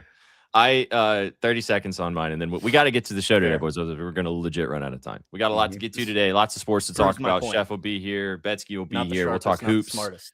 Yeah. Well, you know. You also mixed up a line apparently on GP Units' podcast last night, and somebody called you out on the timeline. I saw that. These people, oh my goodness. Look, and maybe I was like this before I got into sports media, and maybe I was nitpicking every little thing I heard a host say or whatnot. But when you talk for a living multiple hours a day on multiple different shows, podcasts, whatever it is, you're gonna misspeak. All right. These things happen. What are you going to do? You either fix it in the moment. I clearly didn't fix it in the moment. Or you say, hey, I misspoke. We move on. And that's what I'm choosing to do. So shout out that guy. Probably living a miserable life, having to call me out for misspeaking on a podcast. Fair enough. All right. So at the ripe age of, I think I was 18. And I'd been injured my entire soccer season from my senior year. I had meniscus surgery, and I was just coming back. And I was the captain of the team. We were about to get in the playoffs, and I was just returning. And my mom caught me lying about something about a couple months before or something like that. And she told me, if I catch you doing this again, I'm going to take your car, and you're not going to be able to play in your next soccer game. Day of our game. About to get back in win the team and everything. Walk out to where my car is parked, ready to go, and my car's not there. And I was like, well, first of all, I was like, who stole my food? Dude, where's my car? Who stole my car? And then my mom walks up, and she's like, oh, hey, by the way, I caught you doing whatever I don't even remember what it was. It's been so long ago. And she took my car, and then she handed me her phone and said, you have to now call your coach and tell him that you can't play in your game tonight. And so I had to call my coach and say, hey, coach, my mom's not letting me play in this game. And all my coach said, what? Are you serious? And I was like, yeah, sorry, Coach Allen, I can't play it today. And he was like, he yelled, Daniel can't play in the game today. Where is Coach Allen from? What accent is that? He's a unique character. Shout out Coach Allen if you're watching the show. Probably not. It was not a great moment for me. Learned my lesson, obviously, and had to. And you were the captain? Yeah. Let the team down, my guy. Yeah, I know. I know, man. I know. But anyway, we're on to better things now. We're all adults doing adult things. We love to see it. Yeah, but appreciate you guys being here for BETSPRESSO. Haven't talked a sniff of a bet, but we're having fun with you guys to kick you off. Big soccer guy, Jeff. Big soccer guy. Good to see the YouTube comments back. Massive. I know. I love to see it, man. Glad to be back on the boob tube with you guys. All right. I know Sook has a quick smasher pass for us to get vibey with you guys. As I said, we will talk bets. We will get after it with the CBC, the NIT, and the NBA tonight, which we'll spend most of the show doing that. We're not going to talk much baseball, but don't worry. Directly after us, Danny Burke and Mr. Kaufman will be live on the first edition of Off the Bump, giving you guys the moves on the diamond every Thursday and more days through the week for the MLB. If you want to bet some baseball, stick around with those lads directly after us. But all right, Suk, take it away. What are we doing? Press the button that you love to press so much. Oh, I actually forgot to find it. Oh, I found it. I found the button. Got it. There it is. All right, boys, we're playing Smash or Pass once again on a Thursday. Today, we'll keep it short and sweet because we got a busy show and we got to talk baseball in just about 45 minutes here.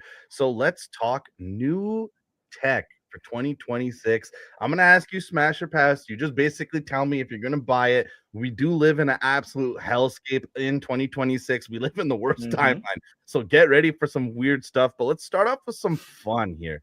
This one I actually thought was pretty cool. You're taking transit, you're going around town, then you're going to a buddy's house, you end up at a party, and you got headphones that you can actually spin around and make into a speaker, boys. I'm actually going to smash on this. I think there's some utility.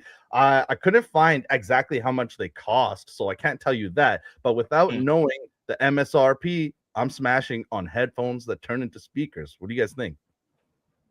I don't need to think about this one too much. Yeah, I think I'm smashing as well. That's definitely going to come in handy on traveling. That's for sure. Need the headphones during the travel, whether it's a flight, whether it's a car ride, and then you need a little portable speaker when you get there. So yeah, I'm smashing. But I will say, probably not for whatever the price is going to be. That's for any sure. worry about this, Daniel? Like dumb gadget, maybe they're not the best headphones in general. So if you are a guy like Shaggy Betts or me that are wearing like the over the ear, you like that, you want the immersion, maybe you're not getting that.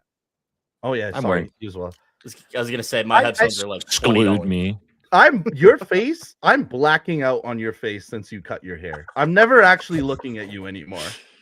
You just can't handle it. The fact you can actually do shows with me now is pretty awesome. Yeah, I would. I mean, I would smash if the headphones are good quality. But if they're not, like, because these are, I got these as a Christmas present. They're Bose. They're really nice. If you wear headphones a lot for work, or you like to listen to music in an environment, or you do have to use them consistently, definitely worth the purchase. So if they're good headphones, absolute smash, because I like a good speaker there too. So yeah, I'm down. All right, we got 5 of these, so let's keep it short and sweet on this next one because it's headphones too, boys. But these are Razer headphones. They're actually called Project Motoko, and they're actually, if you can see there, those are 4K cameras on the front. The cameras actually capture in 360 degrees. They'll actually have an AI assistant. I know it's not actually AI; it's just an assistant. It tracks your workouts, the distance you've ran. Blah, blah, blah, blah, blah, blah. If you look at something, it can identify what it is, whether it be a flower or whatever you're doing when you're out and about on your day. But this is kind of like what the tech bros want the next level of these wearables to be. But would you guys be smashing or passing on 4K headphones with an AI assistant? Pass. Hard pass. Anti-surveillance. There's enough cameras in this world. I don't need them on my headphones. Get them out of here. Daniel? I would buy these to throw them on the ground and step on them and break them. So pass, I guess. That seems counterproductive. I would smash, and I would also smash them. There you go. So all right, pass. Yeah, it's like just real quick. This is the gripe I have because I'm in the market to buy a new car. It's the gripe I have is like I understand bells and whistles, but this is no longer trying to impress a consumer and add something extra. They're just putting so much shit that can fail into stuff. Like I don't need when I was compiling this, I found a fridge that you scan your barcodes and it keeps an inventory of everything you have. Don't like that. No, thank you. Tech doesn't have to be tech to just tech. Yeah, just all right. Well, we're gonna start getting to some Big Brother stuff here now. This one I went to because I never understood the appeal. They were very, very expensive as of late, but in 2026, people are expecting a lot of these drones are going to be halved in price. My question still is, and this is why I pass. Why? What are you guys doing with drones? Why are you flying around looking at stuff? It makes no sense to me. So I'm passing on drones. But boys, smash or pass on the fact that drones are about to become very affordable. Pass. I have zero use for a drone. My wife had one. We used it when we were traveling in the bus, get some cool footage. But like I have zero reason to use a drone in my day-to-day life. Don't need it. Would not buy it. So pass. Yeah, I think I'm going to pass in general. People who buy drones, I think you need to run just some sort of background check on them. What are you going to use this for? Like what, because they do have uses. All right. When I worked for a professional soccer team, we use drones to film practice, get kind of an aerial view of everything. So they're certainly useful. They have uses, but I definitely don't want my 40, 50-year-old creepy neighbor having one and being able to spy on my backyard. So I'm out on that. Yeah, very weird. Let's just keep it moving and grooving because the next one is super weird, boys. I don't know why this exists, but the price point is low enough that I feel like I would just buy it for 2 seconds. Lollipop Beats. For $9, you can buy a lollipop, and when it's in your mouth, if you put it to the back towards your ear, the vibrations and the sounds will actually deliver a song to your inner ear. So as you're sucking on the lollipop, you're going to be fed a song. And I can only assume that the songs that are going to be played are like Katy Perry. Boys, you smashing or passing on a $9 musical lollipop? I'm passing without an explanation. I have so many questions and we don't have time to get deep into I this. saw the picture of the item and I was passing automatically. I don't need that in my life. It's also like $9. Like what? No, like it should be. If first of all, if it's playing too cheap, if it's playing, I need to like, hey, what's going on, man? Thanks for being here. Appreciate you. Like I just absolute pass. No way. Tech is weird, man. So weird world. And sorry, third derailment coming. I actually have a funny story real quick because Padge is in here. Padge Goat sent me a Puffco replacement part that I needed. Absolute Goat sent it to me, but like they had extra parts in there and I was saving those parts for no reason. And I was telling my wife, I was like, oh no, I can't toke up today because I got to clean my stuff. And she was like, you have a new bowl that Proper Prendy sent you. Shout out Kanika, Proper Prendy. A for effort. Prendy Padge. A for effort. Proper Prendy. All right, let's finish out this smasher pass because we got to talk bets, boys. But this is our last one, and this is the creepiest one. This one sits on your desk. It's not on your phone. What's worse than the lollipop beats? Like I can't imagine what. Yeah, no, we're getting worse than that. The AI Soulmate. You see that cylinder there on the right? You actually purchase that cylinder and it kind of sits on your desk. You take it around wherever you need to go, but inside, right there, spinning around, is your AI soulmate. I don't know how something without a soul could be your soulmate, but we do live in 2026, the worst timeline. But absolute pass on this. I'm scared for society. The AI soulmate, boys. Thoughts? Take it, SPJ. Go ahead. I cannot. Again, I would buy it to put it on the ground and smash it. So smash in that regard. But no, dude, we had this discussion about like there's a bar in New York now where you can take your AI girlfriend and like take your phone and be there and stuff like that. Like, dude, you need to delete your history after doing the research for this because the ads you're gonna get now for this stuff is gonna be whack. Now just absolutely no. Go out, chat. If you guys like these things, and I'm not going to judge anyone for their, in flagrante activities. You guys do what you want to do with your life. Bet responsibly, act responsibly. However, go, look at some grass, meet some people, go to a bar, shake someone's hand. If you like a girl, buy her a drink. There are a lot of real people out there that would love to spend time with you. And if you suck, then they don't. And then just go drink a beer and go think about your life. So absolute pass. No way. What are we doing? I hate this so much. Yeah, I mean that used to be a fantasy football punishment. You had to go take a doll out to dinner and act like it was all normal. But so flash that up for me one more time. My biggest question with this is, like where does it go? I think it's like it sits you on can your put desk. it anywhere. Yeah, no, that's not what I'm talking about. That's not what I'm talking about. Oh. Where does it go when it's not like on? Nope, that's okay. About? You might have missed it. Might have gone over your head. Don't worry about it. Oh my God, you're talking about that comment that cannot be brought up? No, I'm just saying, like, if it's an AI soulmate, I assume it's a full service soulmate, but like, I don't see anywhere. How does it help to put it? You know what I mean? Yeah. So I'm passing. Well, when I was reading through what the company I have so many questions, man. So many.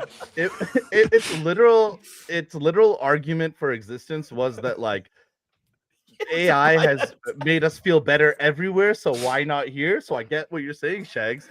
You just want to make you feel better. Look, I mean, if I'm thinking soulmate, it's full service. Come on. Mm-hmm.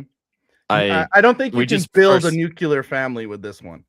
Well, Yeah, a little tough. A little tough. Chad, it's been fun being back on YouTube, and GG's. We ain't gonna be back on YouTube after all this. Flagged right away. Immediately. We got a homie tuning in all the way from El Salvador who came in for the analysis today. We love to see it, man. Thanks for spending some time with us. These are the types of people we love, man. Tuning in no matter where you are on your vacation, no matter where you are in the world.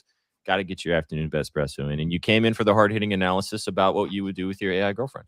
So well, just to be honest, like this stuff is inescapable. We've talked about these AIs extensively with SPJ before. It's something that sticks in his craw, but like you still have people supporting it. You have Kelsey Plum. She has an AI person. And I just want anybody listening to know that if you get involved with AI, they don't know what they're doing. They don't have guardrails. They are completely lost. Even when they promise these things won't lead to sexual activity, inexplicitly, no matter what, it does. It's kind of like Malcolm from Jurassic Park. Life finds a way. We could spend the rest of the episode talking about the various things about this that just disturb me so deeply, and we've talked about it at various portions, and we could spend more time on it. But yeah, I just can't, man. But hey, chat. Yeah, come on. Let's get this man to 3K. Let's get it. Come on now. Can I bottle that comment and drink it later? Yeah. McNeese would love that. Your AI soulmate could probably do that for you. I have a soulmate. She's real. Yeah. I mean, chat's never actually they have seen her. So, fair enough. We actually haven't ever seen Mrs. Shags. She might be AI. I have. Nah, she's real. She's real. She's very real. She's very real. Yeah, W wifey points. Also, real quick shout out to our homies in chat. Purple Padge, congrats on your lady saying yes. Well done, sir. I know you touched on it. I sent him a message on Instagram chat. Everybody drop a dub for Padge, who just got engaged. We love to see it. Proper Prendy, getting it done. Proper Prendy. Let's go. Congrats on that, my man. Yeah, W love. All right, boys. Good stuff, sir. That was a good smash pass. That was awesome. So it's like I got a little icebreaker to get us rolling 20 minutes into the show. There we go. All right, yeah, and also appreciate you tuning in on X, man. I know you're on your work break. We will get to some sports and some bets here in just a second. We do have our special guest joining us, one of the two special guests we have today, Chef T from the kitchen. Chef, you ready to rumble in the jungle? Oh, he's ready to rock. Chef T, what's up, dude? Guys? Hey, buddy. Chef Rick. Welcome to the show. How we doing? Good. He's chefing as you guys can see, Chef is actually chefing today. He is legitimately cooking. Before you cooking it up. Before you love us and leave us, because I know you're probably what is that? Broccoli. Green beans? Broccoli. I'm making bourbon chicken and broccoli and rice. All right now. Can I just say one thing? Well, of course. That's I why love you're here. you guys very much. You You're my best friends. Please put me in your will. Okay. You're all 85, pushing 90. Yes. And need to get with the times, otherwise you're going to be left in the dust. Fair. What do you mean? The AI stuff. Oh, I'll crawl in a cave, Chef. I'll crawl in a cave, dude. I know you will. I'll get on a cross again. It's my week, bro. I'm about to go in a cave anyway. I'll be back on Sunday regardless. But it's going. I know. Again, we're not going to argue. We've argued about this multiple times, and I understand your sentiment, and I get it, and everybody can embrace it how they want to. And I get your guys' sentiment 100%. I didn't know all three of you were on the same page. I know. 10 toes deep. It's happening. It's here. I know. We got to make it work for us. Fair enough. Oh, it's not. Fair It's enough. not working, Chef. That's why Sora already folded, because they're living on a dream and a prayer. It's not real. Sora, yeah, one of them. Halfway there. Regardless. You can make it work for you 100%. AI is just two rocks speaking to each other. That's what it is. AI girlfriends. Again, we don't have time to go into this. We can spend the rest of the show on this conversation.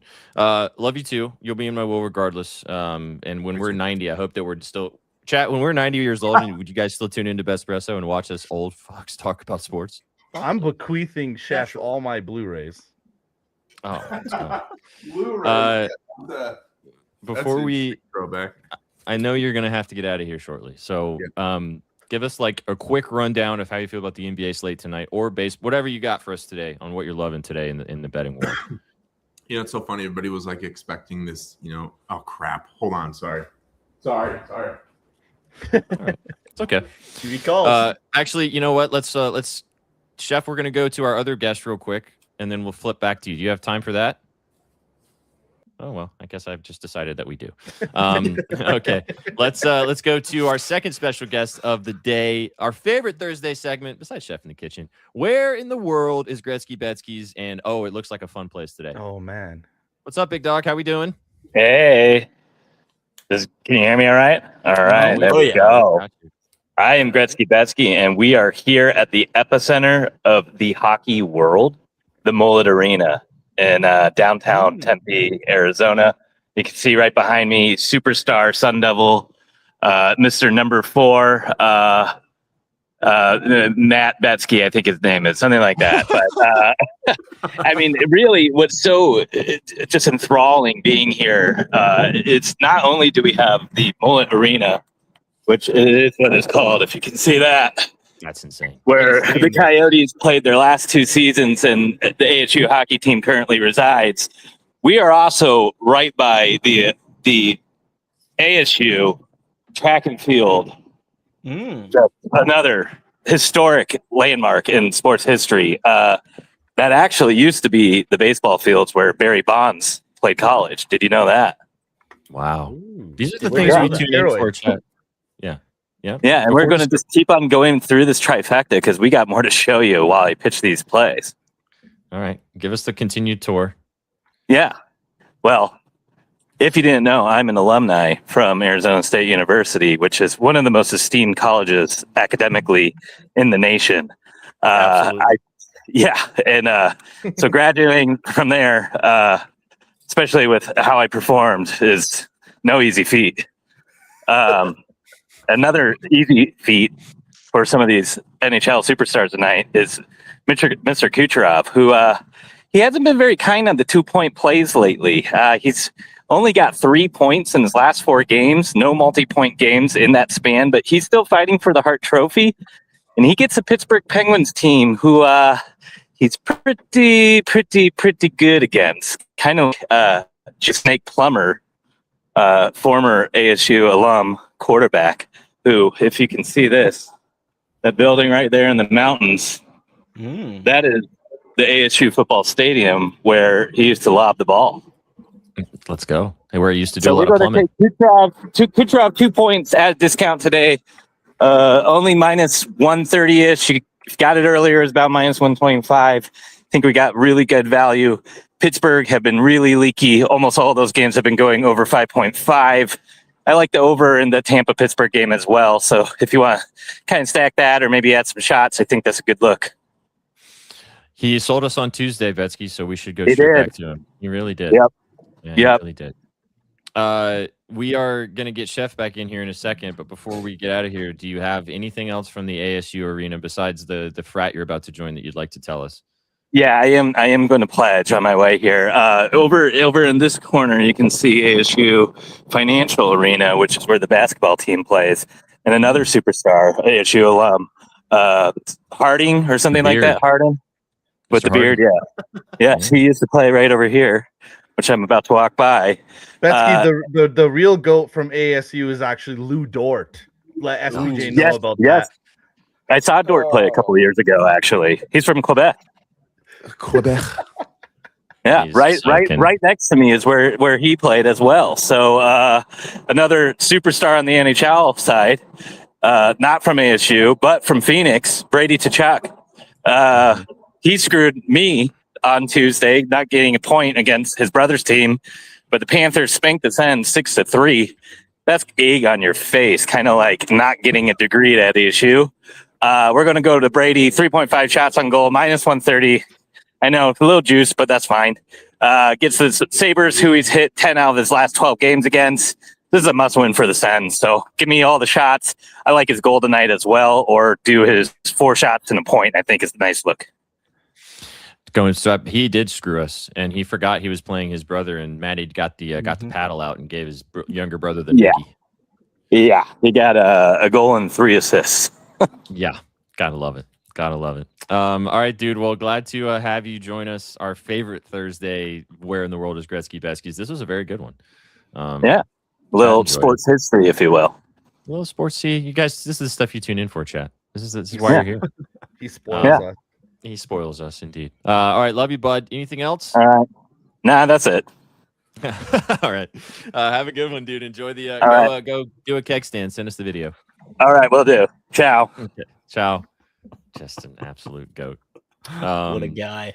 The best part of this segment is, Chad, is that he started this. He's wanted to do this on his own, and now he doesn't even tell us where he is going to be joining us from. So it is Just truly where in the tuning world is Gretzky. Yeah, where in the world is Gretzky Betsky's. He didn't get a chance to say pasta, but Pasternak was the other one that he liked as well. You guys can go peep Betsy's scribbles though at bettingnews.com for free and get involved with his clipping coupons and go check it out over there. All right, let's bring Chef T back into the fold. Master T, welcome back. Yo, hi. Okay, what are we talking about? Hi. Betsky was on location at Arizona State giving us the moves on the ice. But now give us the moves on the diamond or the hardwood, whatever you're feeling tonight across the realm. Yeah, so we got Mets, Giants, and Braves, Diamondbacks, right? I do like, let me see here. I believe Soto. I like, I think he's in a prime matchup for that. I know it's not a good matchup for the pitcher, but the wind's going to be howling out, and he actually has been really strong as of late. His barrel is great. I think he's due for one. So I like him for a gagger. NBA, I feel like NBA actually might be good. Yeah. Tonight. It's going to be fantastic. A couple really late games, which is fine. But Luka against the Thunder, he's going to cook. 35 points is plus money. You can probably get his line at 32, 33 or something like that. So I like that. DeJounte Murray, RA. I'm a big fan of his triple-double. Call me crazy. No, I'm not crazy. I'm a little crazy. Castle triple-double, DeJounte triple-double. You're seeing Cabo. You know what worries me? What? Everybody's on IO. I get it. I want to be too. I'm one of my favorite Bulls. Now getting his chance, his minutes, doing fantastic. I don't know if I can do it. I think I'm going to take Ant points. Ant's last two games. No bueno. He's going to let the other guys take over. 25 points is minus 115. I'm taking him for 30. Okay. 30. The Pistons don't do well versus combo guard. And I know Io stepped up in that. I know that, which makes me like, do we take Io for 20 for plus 220, or do we take Ant for 30 for plus 220? I'm gonna take Ant. He's gonna have a little bit. Yeah, he's gonna have a good game. I like it. They switch a lot, and Dennis Jenkins is not Cade on defense. Yeah. He's too small. It doesn't work to how they scheme games. Yeah. I mean, I'm on IO, but I took his RA at 9.5. Thought it was still too low. So I'm with you on the IO train. However, I just went rebounds and assists in comparison. I think Ant could have some stuff to say. Is it if he plays? He's still questionable as we sit right now. So we'll see. Anything else? It could be a good game. Lots of good games tonight. Yep. Yeah, Castle sits. I got it for plus 100 about 2 hours ago. I don't know if it's changed or not, but obviously probably has because Wemby got ruled out. I don't know if you saw that or not. Oh, he did? Oh, I didn't know that. Yeah. Oh, probably. Wemby is out tonight against the Clippers. Oh, okay. And then other than that, Brandon Miller threes. That's my Hornets pick. Hornets Suns. 4 threes. He's been absolutely cooking, and Suns give up a lot from the non-corner three, which Brandon Miller has been taking a lot of as of late. So give me Brandon Miller threes. 4 threes. Right now. 44 minus 3 is like not worth it. Yeah, parlay piece. Yeah, but honestly, thank God we have a couple of hopefully really good games. It's nice to see the Pelicans actually fighting, even though they shouldn't be. So every game in the NBA tonight has a teams going head to head that all have to win for seeding purposes. So there is not a singular. The only one that doesn't have a team that's not in playoff contention is the Pelicans, which you mentioned. However, they've been playing better basketball recently. But every team besides the Pels, every single one is in the playoffs already and is playing for seeding. So, but the Pels are very interesting, right, Shaggy? Right. Why? Because they do what a lot? They cover the spreads. Pelicans cover those spreads. That's for sure. They'd be covering. They be covering. So yeah, hopefully we get a good night tonight in the NBA as we see going down the stretch here. Aren't the Pels like fighting for a specific draft spot that they want or something like that? Or I can't remember. It's been like a couple weeks, but Kings and Pacers have pretty much tanked their way to the best odds. The other teams are kind of doing whatever now. They're still trying to tank, but 1 and 2 are pretty locked up. And if you believe NBA conspiratorial theorists, like they already think DeBonsa will go first and Utah will end up with the first pick because the high school DeBonsa went to, funded by the guy who owns the Jazz. BYU, funded by the guy who owns the Jazz. So I don't see, if you think the NBA is rigged, and we saw what Cooper did last year, it's going to happen again. Weird stuff out there. Wow. Yeah, for reals. Wow. Can I see what I'm cooking real quick, and then I got to bounce? Yes, please. Leave you guys. Show us the food content. Throwing your hands up at the AI robots. I'm just kidding. I love y'all. You know what? We'll never. Well, maybe I don't know if that's true. I was gonna say never be taken over by robots. Cooking, but it will be taken over by cooking at some point. But. Oh, it absolutely will. It's already done. There's already happening, bro. Automated walks and stuff. Ooh, chat! Look at that. I can smell that through here. Remember when I used to cook on stream like 4 years ago? Man, that was good times. Good times. Yeah, he's not just called Cook It Up for a reason, chat. He actually does cook it up. Yeah. So. All right, brother. Well, we love you. Appreciate you for spending some time with us on this Thursday on BETSPRESSO. I love you boys. And we'll pick one of the ones you just mentioned and not make you choose because I know everything I gave out was plus money, so obviously just buy the regular wine. Take it with caution. Love it. All right now. All right. Enjoy the food. Enjoy the noms. Enjoy the evening. We appreciate you, and we'll see you on the next one. Thanks, boys. Bye, Chef. Later, man. Chef's gonna be real sad that day he finds out that AI is gonna be cooking. That's when he's gonna get real pissed off about it.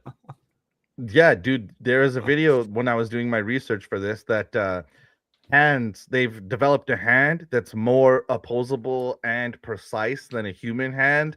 And to demonstrate it, they had like screws on different lengths and like all these other like very precise movements and had the hand go ahead and perform all of it. We're cooked, bro. If we're not looking out for ourselves, we're cooked. Toasted. I want to just double check this in the chat, and then Shags will let you talk some CBB that you have this evening, and then we'll finish out the show talking the rest of the NBA that we kind of got to with Chef.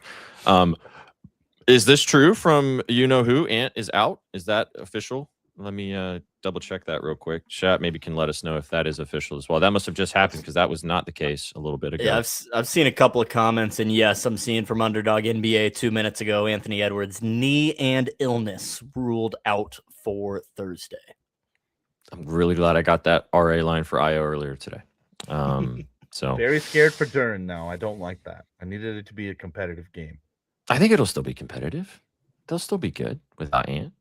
I think that it'll probably. I don't wonder if that spread, how much that spread's going to change because it was 3.5 at Pistons favored, and I wonder if that was baked into the Ant news or if that is going to now shift to in the 5 or 6.5 range. 4.5, it's moved to.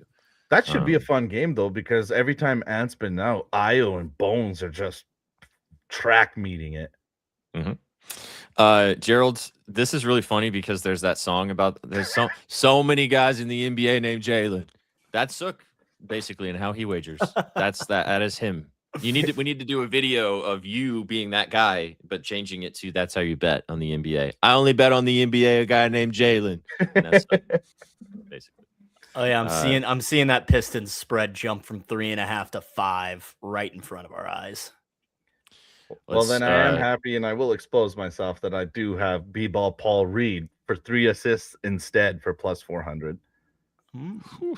He's been also dishing the ball, and the Pistons have kind of been using that pinwheel offense with the 5 at the top controlling the situation. So, maybe cover my butt a little bit with that one. Cover the old bootay.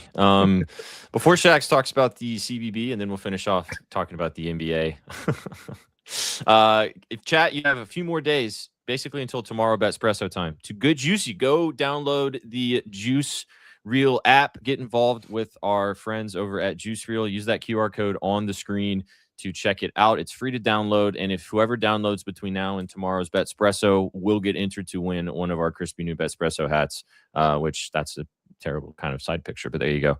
One of you guys will win. All you got to do is go join the app, go download it, use the QR code on the screen to get involved with our friends over at Juice Reel. Free to download, free to use. You don't have to pay a single cent. And all we're asking you to do is just download with that QR code and check it out. You can use it to track your bets. You can use it to find out what we're kind of looking at. If you want to join our betting news group, go get involved. Go check it out. And like I said, anybody that joins between now and tomorrow will get entered into a giveaway on BETSPRESSO tomorrow. So go check it out. All right, boys. Rolling. Shaggles? Mm-hmm. I know you want to talk CBC and NIT. So where are we going first? Indeed. Yeah. We'll start with the NIT. NIT semifinals happening tonight in Indianapolis. We got New Mexico taking on Tulsa and Illinois State taking on Auburn. First up, we are back in the Lobos, minus the 2.5 tonight against the Golden Hurricane. Give me New Mexico minus 2.5 here. They're just a much better team, much better prepared than this Tulsa Golden Hurricanes team. Lobos are 10 spots higher, according to Bartorvik. Overall, I think they're going to flex their muscle tonight. This is a top 60 team in terms of adjusted offensive and defensive efficiency. They're also top 60 in turnover rate on both sides of the basketball. New Mexico's going to have no problem pushing the pace in this game, top 50 in possessions per game. They like to run up and down the floor, create plenty of offensive opportunities for themselves, but they also have the defense to slow down their opponents. Now, the Golden Hurricane, they take a ton of threes, all right, and they do so well. They're top 40 in three-point rate, top 5 in three-point percentage, shooting essentially 39% from deep as a team, but they face a Lobos defense that is one of the best in the country at defending the perimeter. Lobos are top 10 in opponent three-point percentage. They hold their foes at just 30% from deep. New Mexico's got the better defense. I think they have the slightly better offense. They're better equipped to put up points in a shootout, which is what I think we see in this game. So give me the Lobos minus the 2.5 tonight in the first NIT semifinal. The Lobos. And this is the one that you fumbled the bag on and got called out on it on the internet, in the interwebs. Man, exactly. It happened, man. Shout out for that guy for listening. I mean, that's what matters. That's what I said. I was like, hey, man, thanks for listening. Like, it's not the first time I misspoke. It won't be the last time, but hey, appreciate you listening and calling me out. Mm-hmm. Yep. Ant-Man is out tonight. All right. So anything else? You want to go stay in the NIT or we want to move to CBC now? Yeah, staying in the NIT, the next game, next semifinal, Illinois State taking on Auburn. I do think Auburn wins. I don't necessarily think they cover the spread, but I will be backing points from both teams. We're going with the over 148.5. Now, neither team is stupid fast. They don't really sprint up and down the floor, but recently Auburn actually has been playing a lot faster. They've jumped 30 spots overall to just about be in the top 100 in terms of possessions per game over their last 10 games. They have a much better offense than they do defense, so I think that's going to contribute to plenty of points on the board as well. Illinois State, also a team that shoots tons of threes. They're ranked 106 in the country in three-point rate, but in the last 10 games, that number's up to pushing them into the top 40. Typically, 43% of their shots come from downtown. That number's closer to 48% over their last 10 games, and they face a perimeter defense that isn't very good. Auburn, bottom 25 in the country in three-point percentage, opponent three-point percentage, rather. So I think Illinois State's going to take advantage. I think we're going to see plenty of opportunities for both teams to put the ball in the hoop. Expecting at least 70 possessions in this game should be plenty to get us over the 148.5 mark. So give me the over in Illinois State and Auburn. Points. Over. Over. All right, CBC, and then last 10 minutes, we'll talk NBA. Yes, sir. Two quick ones in the CBC. This is the college basketball crown quarterfinals. We had two quarterfinals last night. We saw Oklahoma and Baylor both move on to the semifinals. Now we need two more teams to punch their ticket. And in this first one, I am backing West Virginia. Take me home, country roads, mountain mama, all that good stuff. West Virginia on the money line, minus 118. Now, this line is actually flipped. Stanford was the original favorite in this game. Now they're catching 1.5. But, we're chasing steam here a little bit. Typically not the way to go. But I just think West Virginia is the much better team in this instance. They're more battle-tested playing in the Big 12 compared to the ACC. And offensively, they have more options. In my eyes, Stanford, they rely very heavily on freshman guard Ebuka Okuri to score a ton of points. The guy averages 23 points a game. That's over 30% of Stanford's scoring. West Virginia has the defense to lock that guy down and force the other Cardinal players to put the ball in the hoop, which I don't think they're capable of doing. We see a low total. Total is below 140 in this game. Pretty standard for Mountaineer basketball games, just because Ross Hodge plays slow, plays very defensive basketball. Mountaineers, they are top 20 in terms of defensive efficiency, top 45 in opponent EFG percentage and free throw rate defense. So points are going to be hard to come by for the Cardinal. And I just think the Mountaineers are the better offensive team here. So give me West Virginia on the money line at -118. Take me home. Bang. Take me home. Touch road, take me home. And we will take you home with the last game in the CBC. Rutgers and Creighton going head-to-head. Now, we're using the same thinking that we used with Oklahoma last night. Oklahoma's spread opened at 5.5, got steamed up to 9.5. Didn't want to lay that big number, so we ended up taking their team total. It hit because of overtime. Shout out overtime. For getting us there. But you got two bad teams, Rutgers and Creighton. We see the same thing with Creighton's spread, opened at 2.5, up to 5.5. Now, don't really want to lay the two possessions with the Blue Jays, but I will take their team total over 77.5. Paid -120 for it. The Blue Jays have the much tougher strength of schedule. They're top 100 in non-conference, top 40 in overall strength of schedule. Lost my train of thought there. Rutgers, they played the 25th easiest schedule in college basketball. I don't think they're battle tested. I don't think they're going to perform well away from home. And if you want a little narrative in this game, Creighton's head coach is actually retiring. Greg McDermott is riding off into the sunset after the season with Creighton. So could be a way for his boys to, give him a trophy to end his career on. It's been a bad season for Creighton. They were a top 25 preseason team, which shows you they have plenty of talent on their roster, just didn't live up to the hype, but I think they can get the job done tonight against the Scarlet Knights. So give me Creighton's team total over 77.5. Let's go, dude. Final Four right around the corner, but there's still college basketball to sweat out in the middle of the week. Sir. And there's nobody better to sweat it out with than this guy right here. Just don't ask him what he does with his free time with his AI companion. That's all we need. Nope. Please don't. Please don't. Please do not. Good stuff, bro. Good stuff. All right, let's close it out. It's great to actually sit and talk NBA for 10 minutes because usually Shags just sits and nods his head, but now he's got a little NBA action going on. I got some thoughts. All right, we got 10 minutes before we have to pass it off to our brand new baseball show with Mr. Danny Burke and Mr. Adam Kaufman tonight with Off the Bump. Alex will also be in the shadows for you guys, so stick around for some baseball chatter. They are going to be giving you guys in 10 minutes. But I'm just going to roll through these games real quick, boys. Hornets taking on the Suns. Hornets are 6.5-point favorites for the Suns, 225.5-point total in Charlotte tonight. Massive game for the Hornets as they're continuing to climb in the Eastern Conference standings. Suns are pretty kind of set in space in the West right now, so could be more of an opportunity for the Hornets with a little bit more desperation on the line here. I have a prop, but I want to open it up to you guys first. Any thoughts on the Hornets and the Suns? I lean the Suns. I do. Jordan Ott was the assistant coach with the Cavaliers. He is familiar with Missoula ball and the way that the Charlotte Hornets like to play. And Shaggy, as he's been checking out the trends all the time, Phoenix is fantastic at covering. They have been all season, and I don't know why.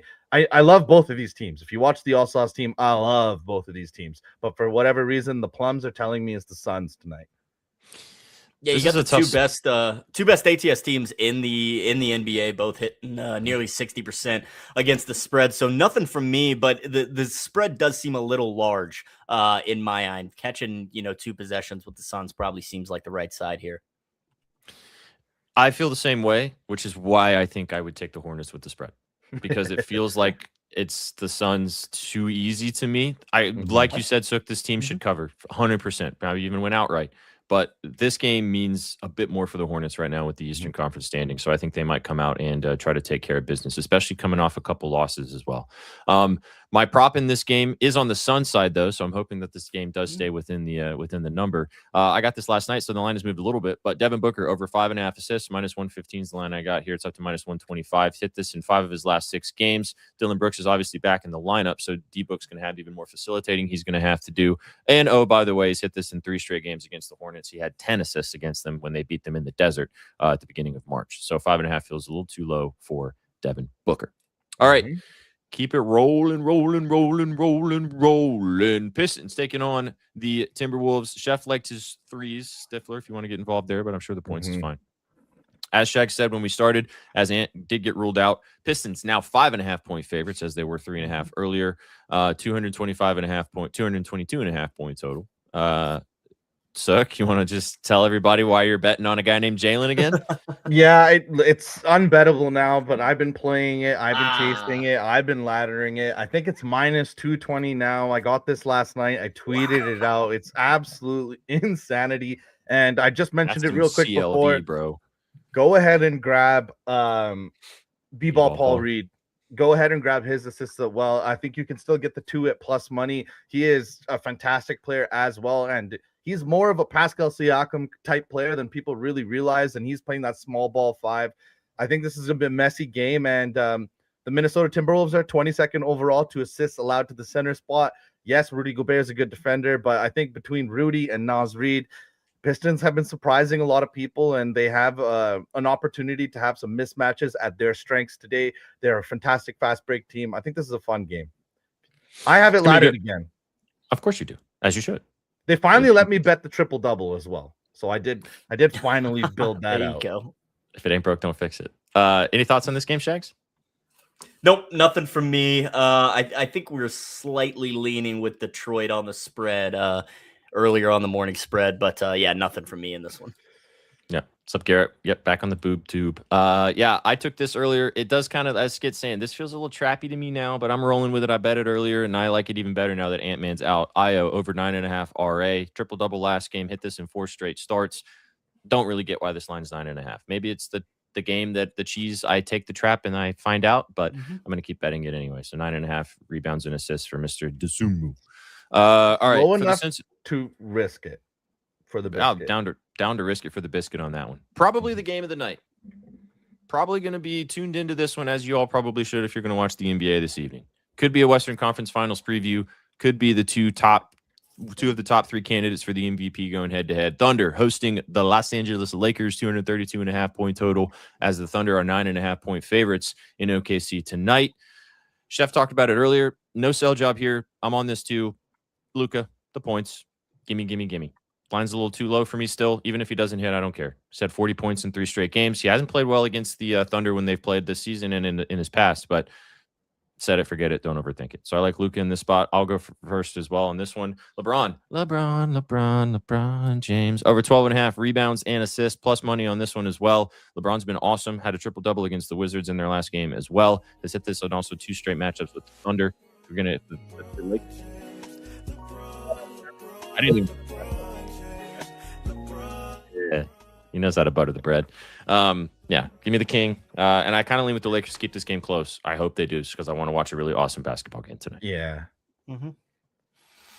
Yeah, I leaned with the Lakers earlier today. It was plus 9.5. I wanted to get up to 10 before I really looked at it. Never got there, so I'm probably holding off, but definitely lean with the Lakers to keep it close. So, any thoughts on this one? Yeah, I had to stay away because when I looked at it, I think that the Thunder cover, and I think that they clap cheeks. So fair. I think that is a very biased assumption I'm making. So I decided maybe don't put any coin on this one. Just sit back. This is an okay game to just sit back and crack something and watch. You know, it's fine too. All right. Of these last 3 games, Blazers, Pels, Cavs, Warriors, and then Clippers, Spurs. Any thoughts, plays in those games as we wrap up here and get to cooking before these guys take over and talk some baseball? No specific thoughts or plays, but I do think that Klingane can kind of ball on the Pelicans today. I think that his lines are pretty nice looking. I'm sure Vsauce has got something on the timeline about him. Klingane. More than likely. Yeah, my one NBA play, it's in that Cleveland Golden State game. We are going with the over 227.5 up to 228. That is completely fine. Trends, folks. That's what we do when capping the NBA. Golden State 46-30 to the over this year. That's 60.5% at home, though.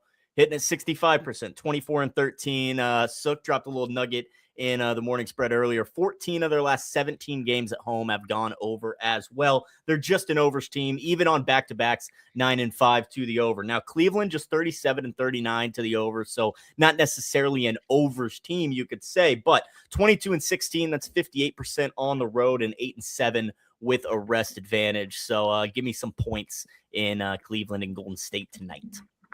Let's go. I like that. Going back to that Blazers game, Chad, I haven't really been in the pancake industry recently, but they're going to be hot and they're going to be cooking tonight. Give me Denny Avdia over 40.5 PRA because the pancake's going to be hot and serving late tonight. Open late is Denny's. This game means more to the Blazers. Just means more. They need to win for their Western Conference standings. I think they come out. Denny played like a madman in their last game. I think we're going to see another performance like that again tonight. And then Denny's Pancakes, there it is, 40.5 PRA. Last one for me. This line has moved because of the Wemby news. So, Taylor, if you would like to, I'm a little bit weird now about this game, but going to keep riding the Stephon Castle wagon. Stephon Castle over 12.5 rebounds and assists. This is hitting 3 straight games, flirting with triple doubles and getting a triple double against Milwaukee. I just don't see a way that he's not going to be so heavily involved, even now with Wemby out of the lineup. He's hit this line in 2 straight games against the Clippers earlier this month. Clippers are going to try to win this game too with their standings on the line. Spurs are still going to go out there and try to get the dub, even on a back-to-back. Castle, 13.5, 12.5, whatever the line is currently, and even sprinkle the triple-double. I think he's going to have his hands on the ball a lot. Jerry, you hate fun. Just say you don't like me, bro. It's all good. No, it's okay. I get it. It's fine. It's fine. I think Garland is in play every single time he's on the court. He's just been so fantastic. If you're finding something that you like, then trust yourself. I think he's been great. I remember the other day against Milwaukee, I wanted to bet the triple-double, and then the numbers didn't match up. Dude got a triple-double. Danny. Unders, chat. Danny, did you take Denny under? No, he didn't. Okay. Right. Jerry knows ball, though. It's all good. Hey, there you go. There it is. Bet more unders, chat. Bet more unders. Sir. There's too many of those in the wild now. Need to talk to some people. Not a bad thing. We should have stopped the graphics guy from making it then. Yeah, I tried locking him in the closet. He just keeps getting out. It's weird.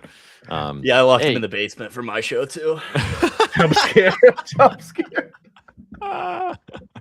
Good stuff. All right, it's been a fun hour with you guys on BETSPRESSO. See, they took a little extra couple minutes on no plays off, so we're going to take a couple extra minutes. Sorry, Danny.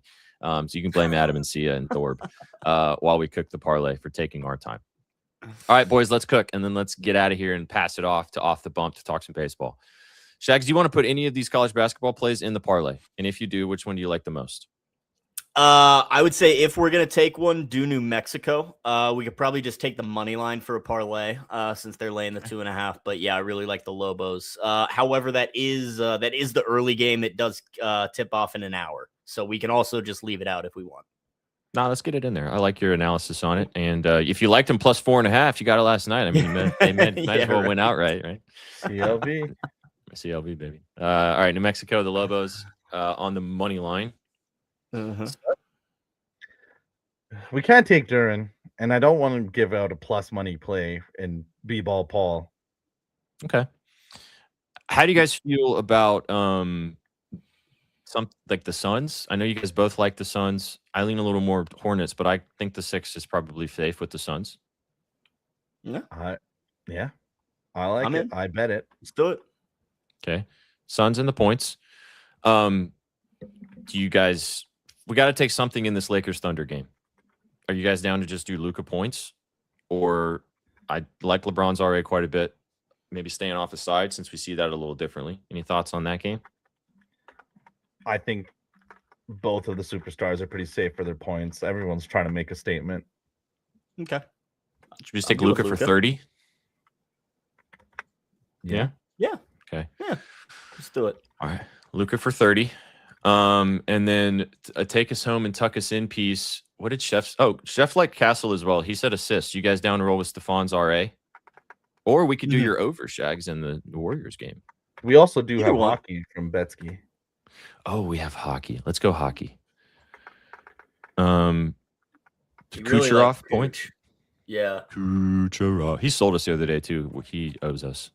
Yeah, we gotta get our luck back. Yeah, 2 points for Coochie. All right.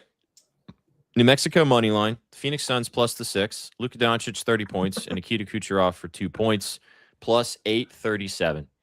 Plus 837. That is your BetSpresso 4. If you would like to tail, feel free to do so. As always, responsibly. Have fun with it tonight. We talked for an hour about the slate tonight. Had some fun with you guys, as always, as we always do right here on the Betting News Network on BetSpresso. Go follow Shags, as always. Go follow Sook, as always. Big shout out to our sponsors at Lucky Rebel and Juice Reel today. But don't go anywhere, because the lads for the brand new baseball show, which unfortunately does not have an intro yet. Chat, we had to make it perfect because it's baseball. So they don't have an intro yet. However, they do have an awesome background, which is pretty cool. They'll have an intro very shortly as we get off the bump with these lads. Boys, you got anything else before we pass it off? Yeah, if Jalen Duren doesn't get 3 assists, I might call in sick for the rest of my life. You've rode this wagon so many times now, like eventually it's going to fall off, dude. You understand that, right? You told me you're not working tomorrow anyways. Just the morning. I'm really glad you just said that, Shax, because I totally forgot that. Oh, well, you did tell me to remind you. So here's a look behind the curtain. We do not communicate enough. Apparently, that was great. Let's text more. That sounds good. Oh, man. Chat. All right, stick around for another hour right here on the network. Hey, man, thanks for tuning us with on YouTube, but don't go anywhere. Like I said, we've got the lads live for Off the Bump. You guys ready down there? Mr. Bowling, you ready? I'll press the button. Don't worry.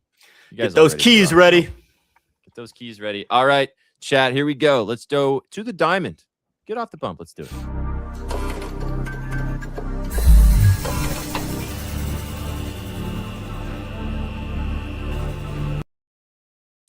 Welcome to it, ladies and gentlemen. It is the start of a new show, Off the Bump. It looks like Adam's all right. There he is. I'm here. I didn't realize my camera was off.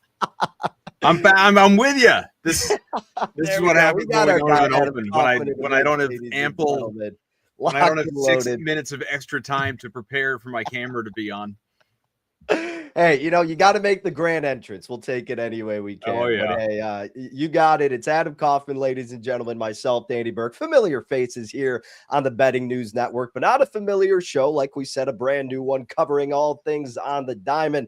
Off the Bump is the name of the program. You can still follow us at the same places at Danny Burke 5 for myself and at Adam M. Kaufman for Mr. Kaufman on the tweets, at Your Betting News for the Betting News Network Twitter account.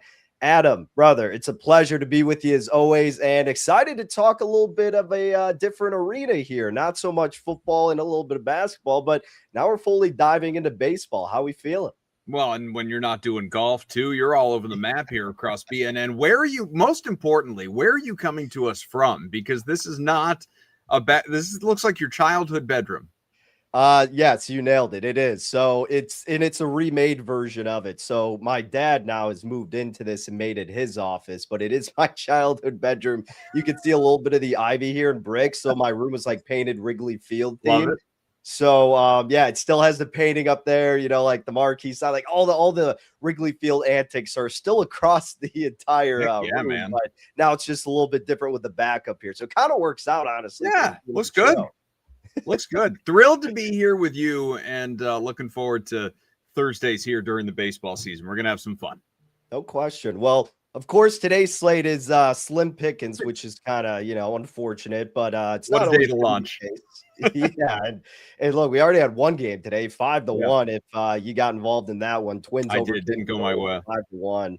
Yeah, I didn't take a piece of this. The only reason I did is I've talked to you. I don't know about I know we have this influx of new listeners here across YouTube now. We got like 5,000 concurrent with us across YouTube, Twitch, and Twitter, and it's awesome to have everybody with us.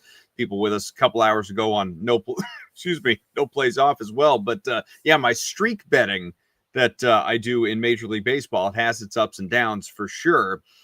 Today, we'll see how the day goes. We still have Arizona in play at plus money a little bit later on. We'll talk about that game, but had Kansas City just again following the method of the streak betting, and I really felt pretty good about it for a while. That game was 1-0, I think, into the 8th inning, 2-0. The Royals got a couple guys on, cut the deficit in half, and looked like they might get the tying run across the plate. Both starters were excellent. Reagans and Bradley in that game, but then insurance runs galore in the top of the ninth there. And the Royals fell 5-1, which again, not great for me. But again, with the streak betting thing, Danny, it just, there's a reason that I blind bet it. Yesterday is a great example of it. I went against Garrett Crochet and the Red Sox at plus money. I went against Tarek Skubal and the Tigers at plus money. Both of those came to fruition. If you had asked me intuitively which way I would have wanted to bet those games, outside of my little fun philosophy here, I would have gone the other way on both of those. So, we'll see. There are already some spots I've locked in for tomorrow as well, just because of, again, the streaks. Yeah, and I was going to ask you about that, and I'm fascinated to see the continuous results as the year goes on, or even just kind of like a month into it. And it's not a sample size that you live and die by just that month, but just to see what kind of trajectory you're heading toward. I think it's a really fun practice, and it's funny because not only was I going to ask you about it just in general since the last time we talked, but my interests aligned with yours in terms of the Diamondbacks and their matchup against the Braves. So you and I are going to be syncing up, which of course we'll dive deeper into as we preview that game. But I thought about that and I was like, all right, I'm joining in on the fun with Adam, assuming he's going to be jumping in on that as well. So excited to sweat that one out with you. And then I got a little action in the Mets and Giants game. Of course, we'll pick your brain and see if you got anything going there in that matchup in the Bay Area, which should be a good one. Again, Robbie Ray's taking the bump, and look, he had a great outing against the Yankees the first time around, and unfortunately his offense didn't back him up. And that's kind of been the story or the theme for the Giants in this short stint of a season thus far. David Peterson, the other southpaw, taking the bump for the Mets on the other side, but the Mets a smaller favorite there. Getting a little bit of action as we get closer to first pitch, but that is the lone other game on tonight's slate. Yeah, both during the 9 o'clock Eastern hour, so we get some time before they even get going. You have plenty of time. The beauty of being on YouTube here, Danny, is people can go back, they can rewind the stream, they can rewatch this and get all their plays in. You got a whole window to do it while you're watching some early NBA and NHL. Absolutely. Dude, I was going to ask you that too. Being on the East Coast, is it even worth staying up to watch these games for you? Are you going out of your way, or is it just if you're up, you'll throw it on, maybe check the score? 9:40, 9:45 first pitch, that's rough for you, I got to imagine. So I've got a problem that I don't know how many people have this same problem. It used to be worse. I've gotten a little bit better, a little bit more mature to it, but I really hate going to bed before my bets have settled. Because I feel like I'm going to wake up in the morning and either you cash and that's great, little wake and cash, right? Or you wake up and you check it out and it's like, oh, it went sideways. And you feel like you're starting the day off with a loss before you've even, gotten any future bets in. And so there's just it doesn't matter. Ultimately, it's an emotional thing more than anything else. Now, will I go out of my way, to your point, like, hey, Diamondbacks may theoretically not end till 1 a.m. Eastern time tonight? Am I going to, make it, if it's midnight and I'm getting a little tired, am I going to force myself to stay up for the last 3 innings or something just to see whether, streak betting lives on for Arizona or not? No, I'm not. At a certain, I'm an old Danny. I'm in my mid 40s now. You can't be stupid. You got to get your sleep when you can, man. Like to work in naps, do all that stuff. And so if I'm up anyway, dinking around, doom scrolling on my phone, or I'm watching a movie and I'm periodically checking the box on my phone, then sure, that's a different thing. And a lot of the time that's the case because I'm a night owl. But I'm not going to make it a point necessarily to stay up unless, and this is a little less so in baseball in the regular season than maybe some other sports, if it's a great game, it can pull me in. And then that will force me to stay up a little bit later. Like the Thunder, I think the Thunder and the Pistons the other night was a game that happened in OKC, and it started, I think it was a Peacock game, maybe started at like 11 o'clock Eastern, didn't end till 1:32 in the morning or some stupid time. And I stayed up and I watched it because it was a great game and it went to overtime and it was fun. So that's all a long-winded way of answering, like, I won't make it a point, but it's not out of the norm for me either. Yeah, I think the way that I kind of go about it is if I'm already having a good night of betting and say I've already locked in a profit, then yeah, I'll check in on it if I'm awake. But I'm not going to go out of my way to watch it. Now, if it's teetering between I'm at 500 and it determines a winning or losing night, or if I'm having a really bad night and I just need to see one go through, then I'm going to be more prone to staying up and going out of my way to sweating it out and looking maybe for a different live angle or something else to, quote unquote, chase a little bit of some losses there. But that's kind of how I handle it. But again, I don't have to deal with it quite as late as you, me being in the central time zone and then you in the East. It's only an hour difference, but still, I mean, just seeing it at 9 is rough. Are you a get in or get even deeper kind of guy? Like get even deeper sort of guy, as we've talked about before? Like if there's let's just use baseball. If it's a Wednesday, as there's often day baseball on Wednesdays, maybe you bet other sports too, but again, we'll just limit this to the diamond. Maybe the early day games don't really go your way. You're kind of break even there in the early part of the evening. And then it's like, we got 3-4 games that are starting, around 10 o'clock Eastern, that late slate. Are you more apt to get involved in those spots if you don't even necessarily have a play that you love? Like if you had cleaned up throughout the day, maybe you just sit it out and it's like, hey, I had a great day. But if you were struggling a little bit and you wanted to attempt to make some money back, do you find a spot? Do you look for a spot so that you can get yourself maybe back on the right track? I've tried to do a better job at distracting myself overall when it comes to being later at night with how much betting we do. I mean, you and I, we already consume so much content. We're talking about it ad nauseum. We're placing a ton of wagers every single day. And no, of course. But I would say out of baseball. Yes, he is. Biz, of course he is. Just a little bit. We all got a little degen in us. Yeah. Baseball wise, I wouldn't say I do that as often. Now with football and basketball, say there's certainly a higher likelihood because I find it easier to find viable betting angles in basketball and football, if that makes sense, because I don't do as many props, for example, when it comes to baseball. I can easily find a prop or two in any given basketball game. Football, we can find something as well to sweat out from outside of the basics. But baseball, outside of strikeout props, I personally don't delve as deep into them as I know a lot of other people do. So I don't think I'll chase as much when it comes to baseball as I would with a later game in the NBA or with NFL. And I also think there's better live betting opportunities for both the NFL and basketball as opposed to baseball. Now, again, I may be on an island to some degree on that, but that's just always been my philosophy. What is your market in baseball, your preferred market? Because as we know, and I'm sure we'll talk about this plenty throughout the season, there are about 6 million different ways that you can bet baseball.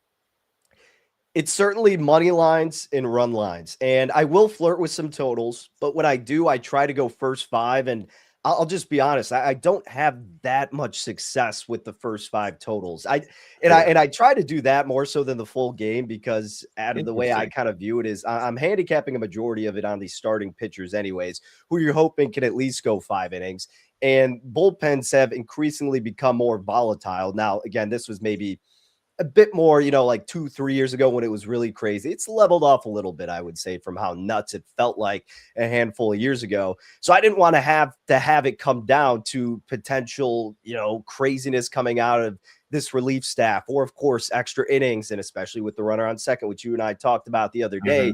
So when it came to totals, I would more so circle off the first 5. But again, I really have to like a spot in order to bet it.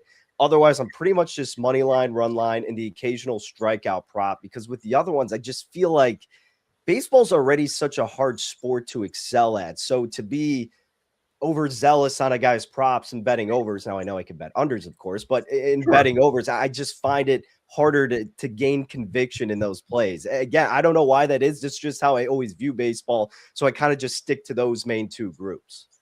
What about strikeouts? Ask you-know-who. As you know who? You know who in the chat. You guys need to start to use real names. You're confused. It's just going to turn into a who's on first bit. You're right.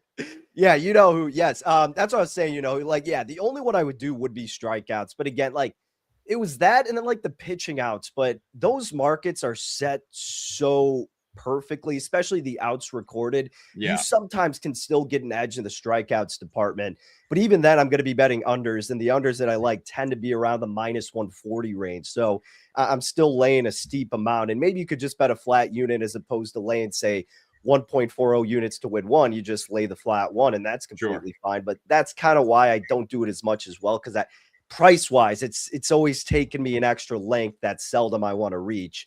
So yeah, that's kind of why I only stray in the money line and run line for the most part. I find that's actually you?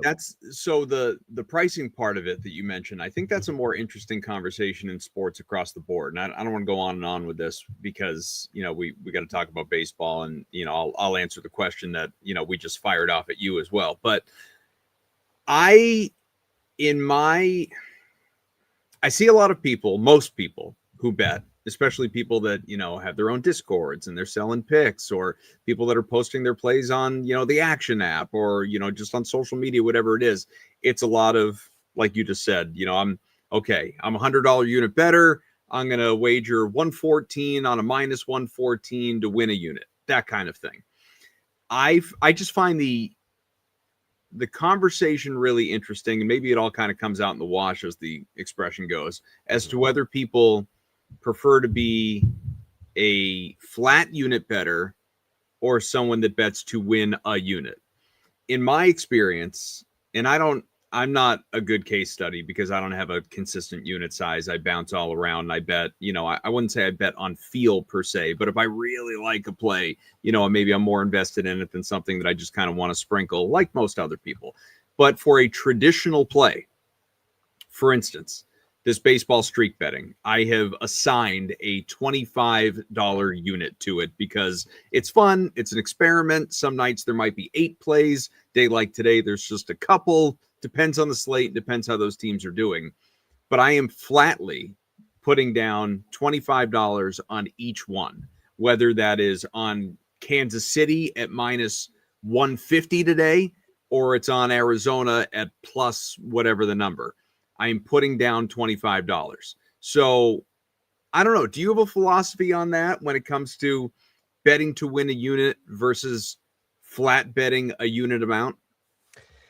Yeah, for probably over 95% of my bets, it's, betting the odds to win the unit. So like you said, say it's minus 114, I'm betting 1.14 units to win one. And that's how I've always tracked it, unless otherwise, right? I'll note unless otherwise, if I'm laying a flat one, or if I want to put more than one. And seldom do I do that in the sense of when I'm, say, writing an article or giving it out on a show for tracking purposes. But, when you do have conviction in a play and you have a true edge, yeah, you should be betting more than your standard amount if you feel you truly have that advantage. Because as you know, in the long run, I mean, that's how you're going to make a profit. It's like playing blackjack, for example, right? Like if you're betting the same steady unit every single time, you're not going to win in the long run. You got to, increase it, decrease it. You got to be volatile with it. And to some degree, you have to be doing that with your sports betting, especially if you have an edge. Take advantage of it while you still have that opportunity. Now, with some of the times where I've done a flat unit, it would be if, again, it's just very expensive. I like the bet. I know I missed the best of the number, but I still want to get involved. And I know if I'm giving it out, people may not want to lay, say, minus 160 or minus 170. That's when I've done it in the past, because I don't want other people who may be following us, to go nuts with it too. So kind of advising like, hey, just stick to your flat unit. But yeah, for the most part, it's just me laying the odds and correlating that to what's going to win one unit. And, like I said, one of the strikeout prop bets this year already, I think was like minus 145. So yeah, that one, 1.45 units to win one came through. And obviously it stinks if it doesn't. That's going to take a big hurt on you. But look, realistically, if you have enough conviction in the bet in the first place, and you have enough conviction to lay it, then you should have that enough to give it out. So if it is that much money to lay and I still like it a lot, I'm not going to be fearful of it. It's just, I want to be smart about it and not find myself in a habit of laying a lot of expensive prices like that. And that's why I think like what you're doing, for example, where you're blind doing something like that, completely different conversation, of course, because it's not as much of a factor of the price as it is the strategy and the trend. So yeah, it's certainly. Yeah. Well, it's like, I don't want to lose a unit and a half on Kansas City money line today, that kind of thing. So it's all, it's risk assessment. It's all personal preference. I do ultimately wonder, and I've not checked it, if the math again bears itself out in the wash. If you over a large sample flat unit bettors versus betting to win the unit, if that ultimately is all kind of, pretty similar in the end. Maybe it is. I mean, I know a lot of people that feel it is, but again, I haven't checked the math on it. But yeah, I bring that up because, like you noted, I don't really do it anymore because I just found it to be frustrating and painful. But I used to live in the strikeout prop market. I was betting, my God, Danny. I mean, I was betting probably, if it was a full slate and you've got 30 pitchers going, I might have had 15 or 20 K props in a day. I was loving myself, the K prop market. The reason I took a, mental break from it is because it's just that more. I mean, look, I hit a fair amount. I'm sure I was a losing bettor ultimately in that particular category.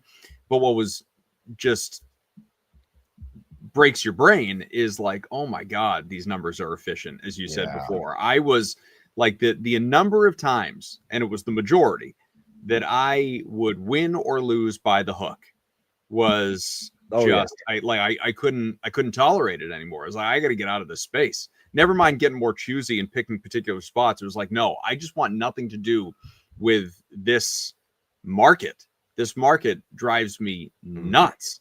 And some are more fun than others. Like, I know a lot of people out there don't like the nerfy-yerfy market. We've talked about that a little bit before. I happen to I don't really like the yerfy market. I think it's a lot.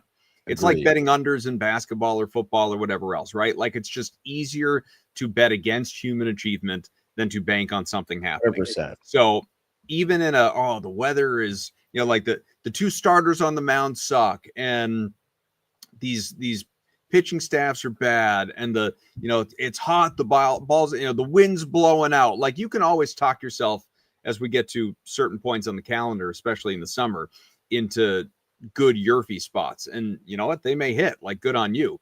I like the nerfy market. The nerfy market I find to be a little, quote unquote, more predictable, in the sense that, okay, you've got trends. You can look at how pitchers tend to do in their first innings, how opposing, the matchups, opposing teams tend to perform, the bats in those opening innings. But what is taxing, again, mentally, or frustrating as you approach and some of them are sweat free, 3 up, 3 down, you're done, you're home. Great. Couple aces on the hill. Perfect. But occasionally you're going to get you're facing the top thirds of the order in both cases, which means you're going to have some power there. Certainly in the 3 spot, somebody gets on, maybe in the 4 spot, and there's that solo homer with 2 outs, or there's that, that we were 1 out away, guy, walked, stole second, and then there's the cleanup hitter to drive him in.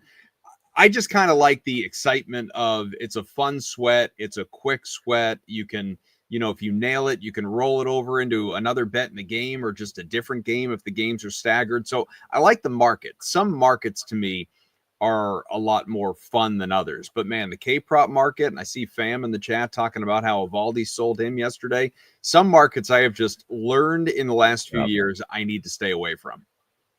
100%, Adam. I mean, I was the same way, not maybe in terms of the volume of strikeout bets, but I'd find myself sweating this out, and I'm paying attention to half this game and just stressing, all for it to come down to the last batter, and I get hooked, whether it's betting the over, and obviously the guy just gets pulled right before, betting the under, they leave him in for one more batter, it's 2 strikes, guy chasing, it just was so stressful and aggravating, and the numbers are set perfectly. That's why seldom there's an edge, and the only times I really do find one is when it's more of the premier pitcher, and it's at like a 6.5 or a 5, or pardon me, 7.5, and then I'm looking to bet the under. That's when I'll get involved.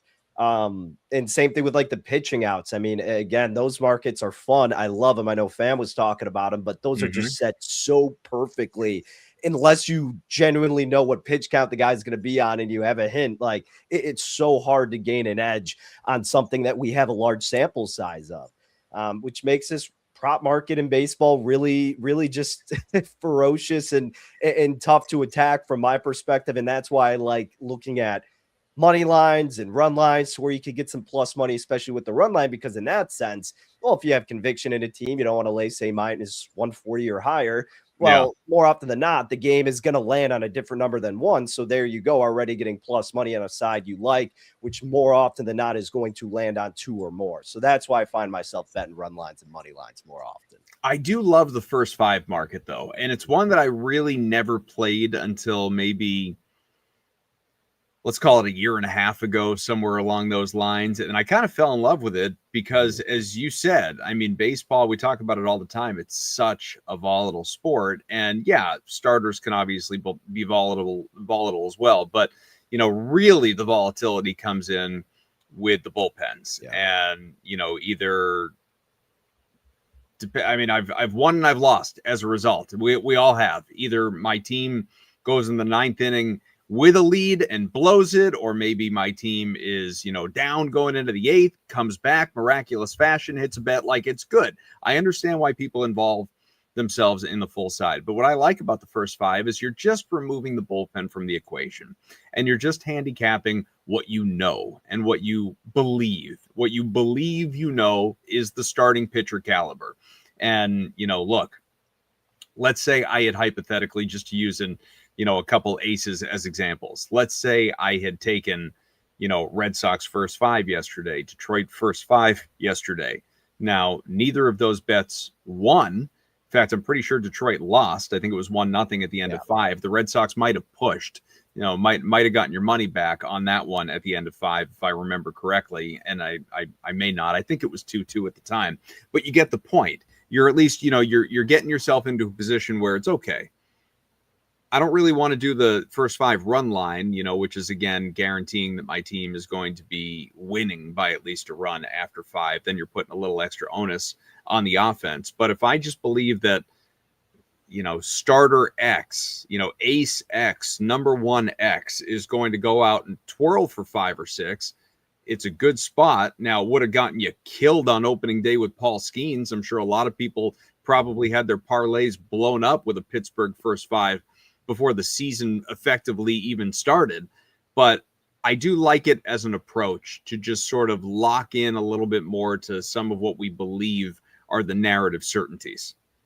Yeah, absolutely. And those first 5s, I'm with you. Like, you could be on the complete right side of it, but the offense may not come alive until the 6th inning. And then it just felt like you wasted half the game on a bet when you could have just done the entire game outright on a side. And that's why I think if I did a first 5 of the side, I'd have a little bit more of a propensity to look at the underdog and thinking that there's a bit more value there. At the very least, maybe you catch a half run and you can tie and still cash out, or +1 in the hook, whatever it may be. But yeah, first 5s are fun. It's a lot of it coming down to the majority of your handicap anyways, which is going to be the starters. But yeah, usually it's going to be totals when I'm doing it.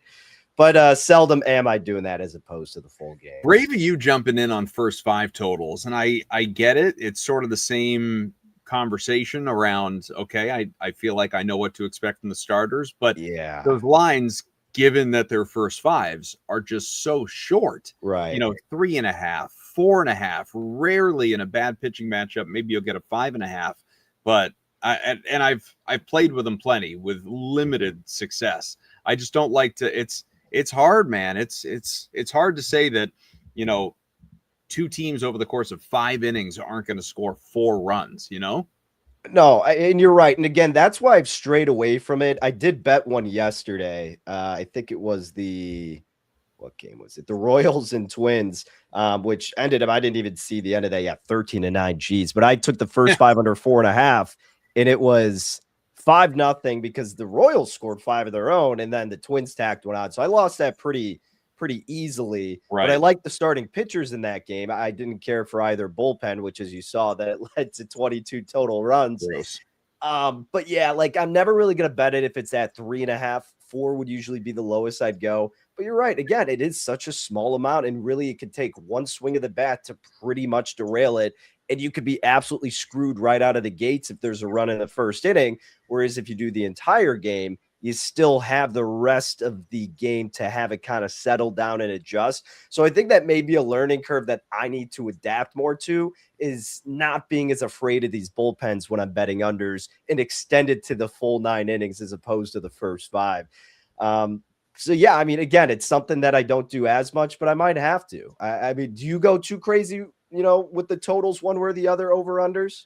I used to. Again, there's probably not a sport that I have bet more than baseball in terms of volume, not necessarily in terms of dollars, but volume, because I just, I have been kind of in the past, less so now, as I've matured a little bit as a bettor, or at least made some better individual decisions. But I have been a slave to data, especially in a sport like baseball. And I will find people that I think are particularly good at betting baseball, and their track records speak for themselves. And because it's not a sport that I will, thrive at handicapping, I like to pay attention to who I really like out there. And all right, well, they're good, and they have a model, and they trust their model, and I maybe subscribe to their model, and so I'm going to be, again, locked into the data. And this spot says under 12.5 runs for this game today at Coors. It seems a little risky with 2 starters on the bump with 6.5 ERAs. But okay, I mean, they said they're only expecting 9.5 runs. I'm going to really lean in on the under today, and then there are 17 runs. So and look, that's worked. It's gone for and against me, but I would say I have done a large enough sample size at this point over the last couple of years in particular, not this year, but the last couple of full seasons, to where, enough of those. Whatever. I mean, maybe it's a derivative prop, maybe it's a total, maybe it's a side, whatever it is, just the data is fickle when it comes to baseball more than any other sport in my estimation. I don't think there's a sport among the big 4, if you will, that has more variance than baseball does. And so as a result, does this starter get roughed up? Is this bullpen, blow it today? All these different things that we've talked about. Totals they have not been my friend, man. I might, if there's a spot that I like, then sure, I'll trust myself on it. But as far as just sort of blindly betting data, it's only gotten me in trouble when it comes to baseball. Very rarely am I, out there cashing parlays on it as a result, let's say. Yeah, I hear you. When it comes to full game totals, pretty much just doing overs for myself. And interesting. I've done a little bit more with those. I would say that I have probably, I guess now that I think about it, first 5 unders and full game total overs, I probably have done more full game total overs. Because again, I feel like I have a longer leash for the offense to come alive, which is funny because then, of course, I'm saying the other side of the argument is you have a full game for it to settle down if you're betting the under. Of course, it works both ways, but that's why totals drive me crazy. And I do find myself more so just handicapping the teams in general, as opposed to, like you said, the variance of how many runs may be scored. One team has a likelihood of doing it more than the other. It's just a matter of how many of them you're going to get. That's where it's like, I'll just leave it to you guys at that point, but just let me pick the winner and by how much, hopefully, and then we can cash in that direction. And what's your goal? We're going to be doing this for a while, and it's April 2nd. Season's barely underway. We got a lot of shows in front of us here. Who knows? Maybe multiple times a week, right? Off the bump coming your way with Danny Burke here. What's your goal for the baseball season? In terms of like how much I want to be up, or like a specific amount?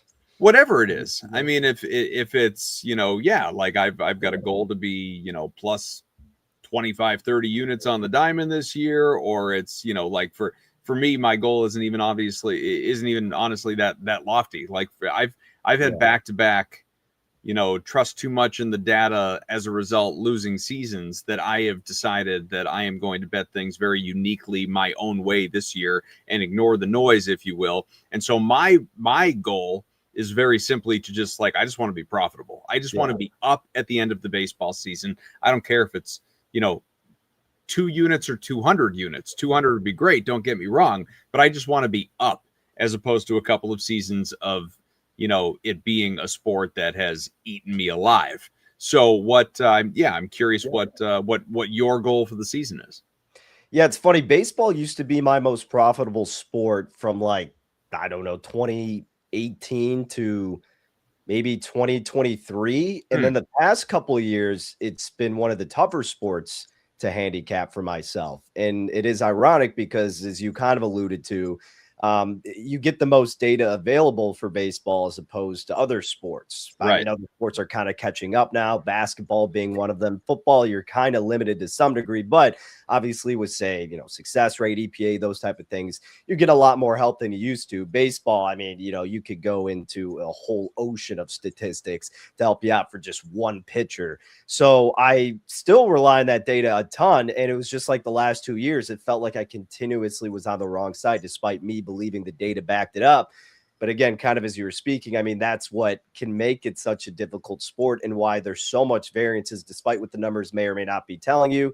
The proof may not always be in the pudding. So this year, I would agree with you. And it's always my goal with whatever sport, of course, to be profitable. But outside of that, I would say I want to, another goal would probably be to step out of my comfort zone, whether that's betting more underdogs outright or trying to become more comfortable getting into the prop market. Because I already told you I don't do it as much. And I'm not necessarily even saying with strikeouts or pitching outs. Maybe it's hits, maybe it's walks, maybe it's, hits and runs, all those combination of props. That's something that I would like to explore. Now, of course, it has to matter if it's profitable. I'm actually seeing results. I don't want to just, do it to do it. But that would be something that I would like to get into and hopefully find a slight edge, because I think it's been, one, a lack of time before and perhaps resources. And now if I can fully devote it with, of course, having the excuse of now with this additional baseball show and writing a lot of articles, now I have even more motivation to kind of look at alternative angles. So I think just, again, being comfortable with being uncomfortable in some of these betting scenarios for baseball would be the other side of my goal. Why do you suppose it's turned the last couple of years after having so much success? Yeah, it's a great question. And maybe it's because of just complacency. I would have to guess. I think it's, again, relying on a lot of the data that I have before. It's worked. So if it ain't broke, don't fix it. And I continue that. And I think maybe I was picky and choosy, like narrow-minded a bit, just seeing what I wanted to see based on some of these numbers. And was more likely to apply what I thought were beneficial numbers to a favorite as opposed to an underdog. Like if some guy's ERA was, I don't know, 350 and maybe his xFIP was like, 323, and I would be like, all right, well, that's a good sign. He's probably not due for an implosion. But on the other side, like his hard hit rate was very high, or his homer to fly ball ratio was 15%. Like there were other red flags, but I would choose to ignore it because one of the advanced metrics signaled that, no, you don't need to panic, and he's on the better offense. But just because you're on the better offense, it's a 162 game sample size. These teams are going to lose. They can't win every game. It's not like the NBA or football where more often than not, the favorite is always going to win. So I think it's those type of things that I just got stuck in a rhythm with. And not that I refused to adapt. It just like I was kind of lazy about it almost. Yeah.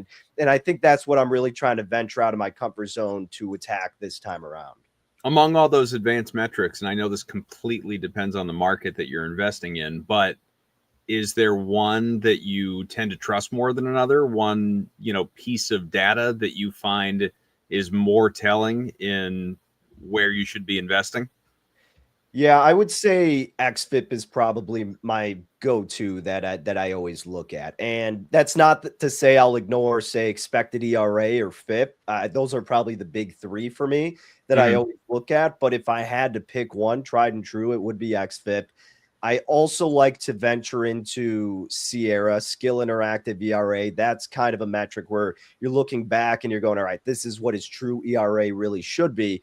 That's I kind of keep on the back burner a bit, not in the sense of like, I only use it sometimes. It's just, kind of a nice additional stat to help back up what the other metrics are telling me. But yeah, I would say xFIP is number one. But again, batting average of balls in play, hard hit rate, barrel rate, swing strike percentage, those all play into account. But XFIP is absolutely number one for me when it comes to pitchers. You're in the weeds. How about you? Do you go track official show data, or do you keep it base level? I am an old, as I like to say around here, and so I don't necessarily get into the weeds with all of the advanced metrics and a lot of the different data that you mentioned. I will typically, have more of a surface level handicap when it comes to some of the different things that I'm looking for. And a lot of, for better or worse, which again goes back to me saying that I like the first 5 market. A lot of the decisions that I personally make when giving out plays or when investing myself that are independent of, pattern plays, streak betting, that kind of thing. It just one-off plays comes down to the starting pitchers. Yeah. I am, either more apt to bank on a starting pitcher that I really like in a given spot or really like in general, or target a given pitcher for the same reason, because I just, think he sucks or his team sucks or the spot sucks or, whatever it may be. And so for me, the handicap always starts with the starting pitcher. And I might look at BVP, batter versus pitcher, for anyone that doesn't know. I know a lot of people think that's a meaningless, archaic stat. I tend to pay attention to it. I won't say it influences how I will bet a game.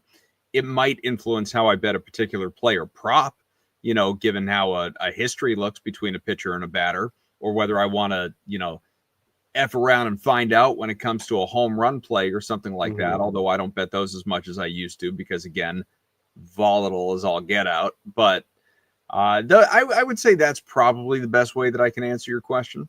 Yeah. Oh, fair enough. Hey, I love the conversation. Great way to kick off our season of betting too. I love baseball strategy talk. Yeah, no, absolutely. Well, are you going to have a spreadsheet that tracks official off the bump show plays? Are you going to see? We could sell. The same plays that I have from the article are the same ones I'm dishing out here. We could absolutely set one up. But yeah, the same thing that I keep track of from the show and the article are currently on the same doc and how I've done it before. But yeah, we could definitely get that going as well. How are you on baseball to start the year? Just a few games in. Yeah, right now I believe it is 9-3-1. Yeah, 9-3-1, up 6.72 units. So we're off to a really nice start. Terrifies me, Adam. But we're not going to complain about it. We just got to be cautiously optimistic. There you go about our approach. Well, my hope is the streak betting rights itself a little bit, because the first 2 days of it, and yesterday was day 3, but the first 2 days of it were not good. In particular, the first day. The first day was a train wreck, and it got me thinking about, and I think you guys had asked me previously when we talked about this, like, why do you do 3 games as opposed to 4 games?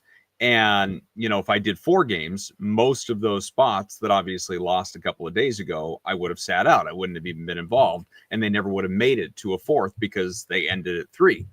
And I got thinking about, that's a good question. Why did I decide 3 versus 4? And ultimately it's because I went back and I did the data, and 3 showed profitable and I was happy with it.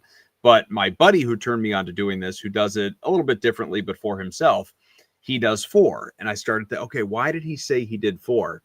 And immediately, as I went like 1 and 7 or some ridiculous number a couple of days ago to start off this season, the reason that he doesn't, that he waits and that he does 4 versus 3 hit me like a ton of bricks. And the reason is this: teams sometimes are just in a really good or bad spot depending on the team they are facing with a series. And more often than not, for you to win or lose 4 games in a row, that is going to extend across multiple series. Not necessarily all the time. Sometimes there are 4-game series, obviously, but more often than not, you're playing 3, and to win or lose 4 in a row, that is going to go across multiple teams. You could win 3 in a row, just by sweeping a team. Like, again, I am invested blindly in Arizona tonight. The Diamondbacks are 3-0 at home this year after sweeping the Tigers, after getting swept by the Dodgers. Was Detroit just a great matchup? Maybe. Are the Diamondbacks going to go out and beat Atlanta tonight? We'll see. and I know we'll talk about these two games here because we've only got like 10, 15 minutes left here, and mostly strategy talk. But that hit me pretty quickly as to why it might be worth waiting for anyone out there that considers jumping into those waters. Yeah, and you know what I'm fascinated to see about this streak betting as well is after you get a larger sample size, Sure. seeing when the loss occurs most, whether it's, for example, say a team wins, I don't know, the last 2 games of a 3-game series, and then their third win in that streak is the first game of an additional series. So, like, is the loss going to come, say they sweep them 3 games in a row? Is it more likely to happen at the start of a brand new series after sweeping a team 3 games in a row, like we might see with the Diamondbacks? Right. That's the thing that I'm personally hesitant about from time to time when it's 3 games in a row you sweep, brand new series against a different team. Yep. And despite that, here I am taking the Diamondbacks tonight like yourself. But that's Right. something I'm curious to see what sample size separates itself more than others in terms of what ends up causing that loss for those streaking teams. Yeah. We'll see as the data piles up. Like you said, we've only got, I don't even know, 15 ballpark, whatever, 15 to 20 plays across these last few days. And this one pending tonight. Already a few spots locked in for tomorrow. So we'll see. Love it. All right, brother. Well, let's go ahead and dive into these games tonight. We've already teased it enough with our play here with the Arizona Diamondbacks, but of course they are taking on the Atlanta Braves. Diamondbacks coming off a nice sweep of the Tigers after they got swept themselves by the Los Angeles Dodgers. Yep. Atlanta on the other side, they took 2 out of 3 against the Royals and took 2 out of 3 against the Athletics. You've got Ronaldo Lopez, the righty, taking the bump for Atlanta. Didn't play last year due to shoulder injury on his right shoulder.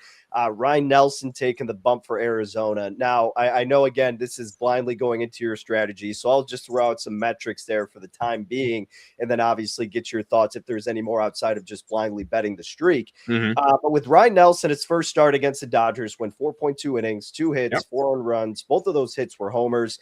4 strikeouts in that spot. Now, his xFIP came out to 588 for that game, so obviously not fantastic. He's going against the Dodgers, though, in the first start of the year, so you kind of take that performance with a grain of salt. If you look at his 2025 numbers, 3.39 ERA. xFIP was higher, but 4.05, not alarming per se. Had a good ground ball rate, 40%. He was sub 10% on his home run to fly ball rate, which is league average is 10%. So to stay under that's solid. Batting average of balls in play, really good at 252. And his whip was 107, which was impressive.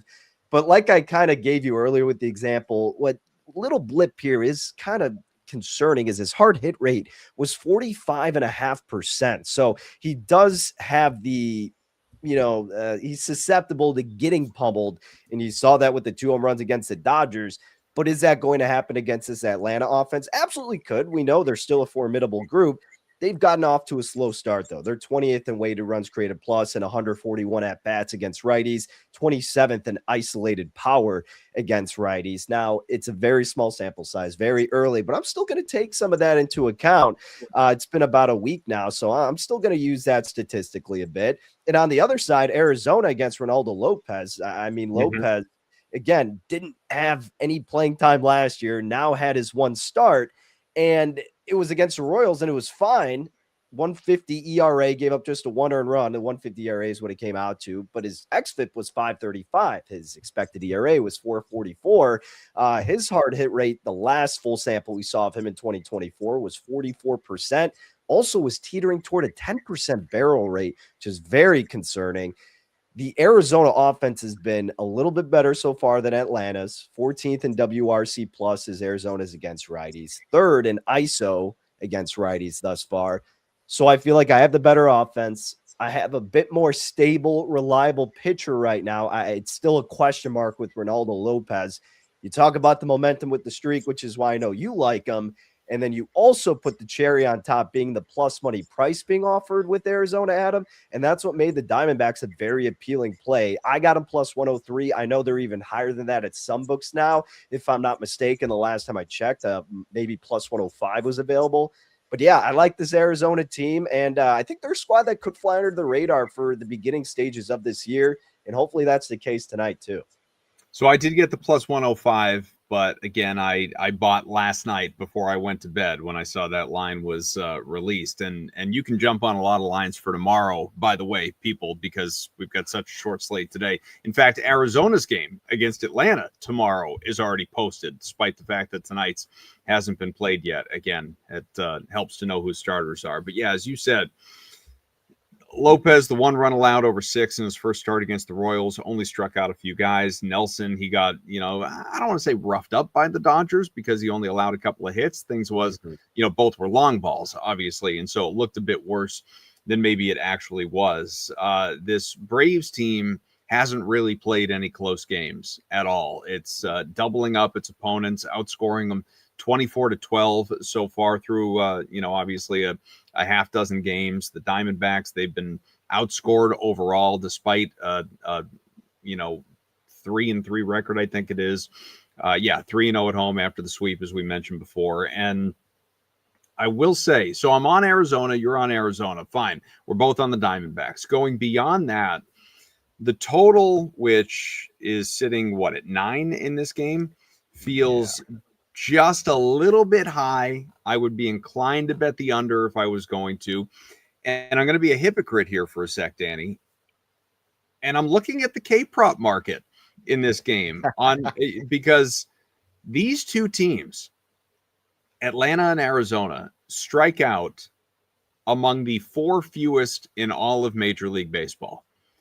Atlanta is 7.17 per game. Arizona is 7.5 per game. Neither of these pitchers is a strikeout pitcher, which is why you have such low totals. 4.5 for both these guys. Lopez, heavily juiced to the under, minus 166. Nelson is a more reasonable minus 130. I don't know, let me see. I don't think, you can't do like alt unders on strikeouts, but obviously you can do, some lower alt and alt them up if you wanted to do that sort of thing. If I was going to get involved here, it would be under 4.5 on Nelson at minus 130. Part of that is the juice by comparison. I don't really want to lay a minus 166. We talked about that before. But also, I just think Nelson is the more likely guy to ultimately come through for us, because there is an argument to be made. You and I don't want to hear it, but there is an argument to be made that Atlanta's the stronger team here. It's obviously the favorite. And so which of these two pitchers is more likely to get chased early? Yeah. That, again, would be Nelson. Now, again, I would love for him to go out there and work 6-7 innings and maybe still just get 3 or 4 strikeouts, and we can be happy across the board.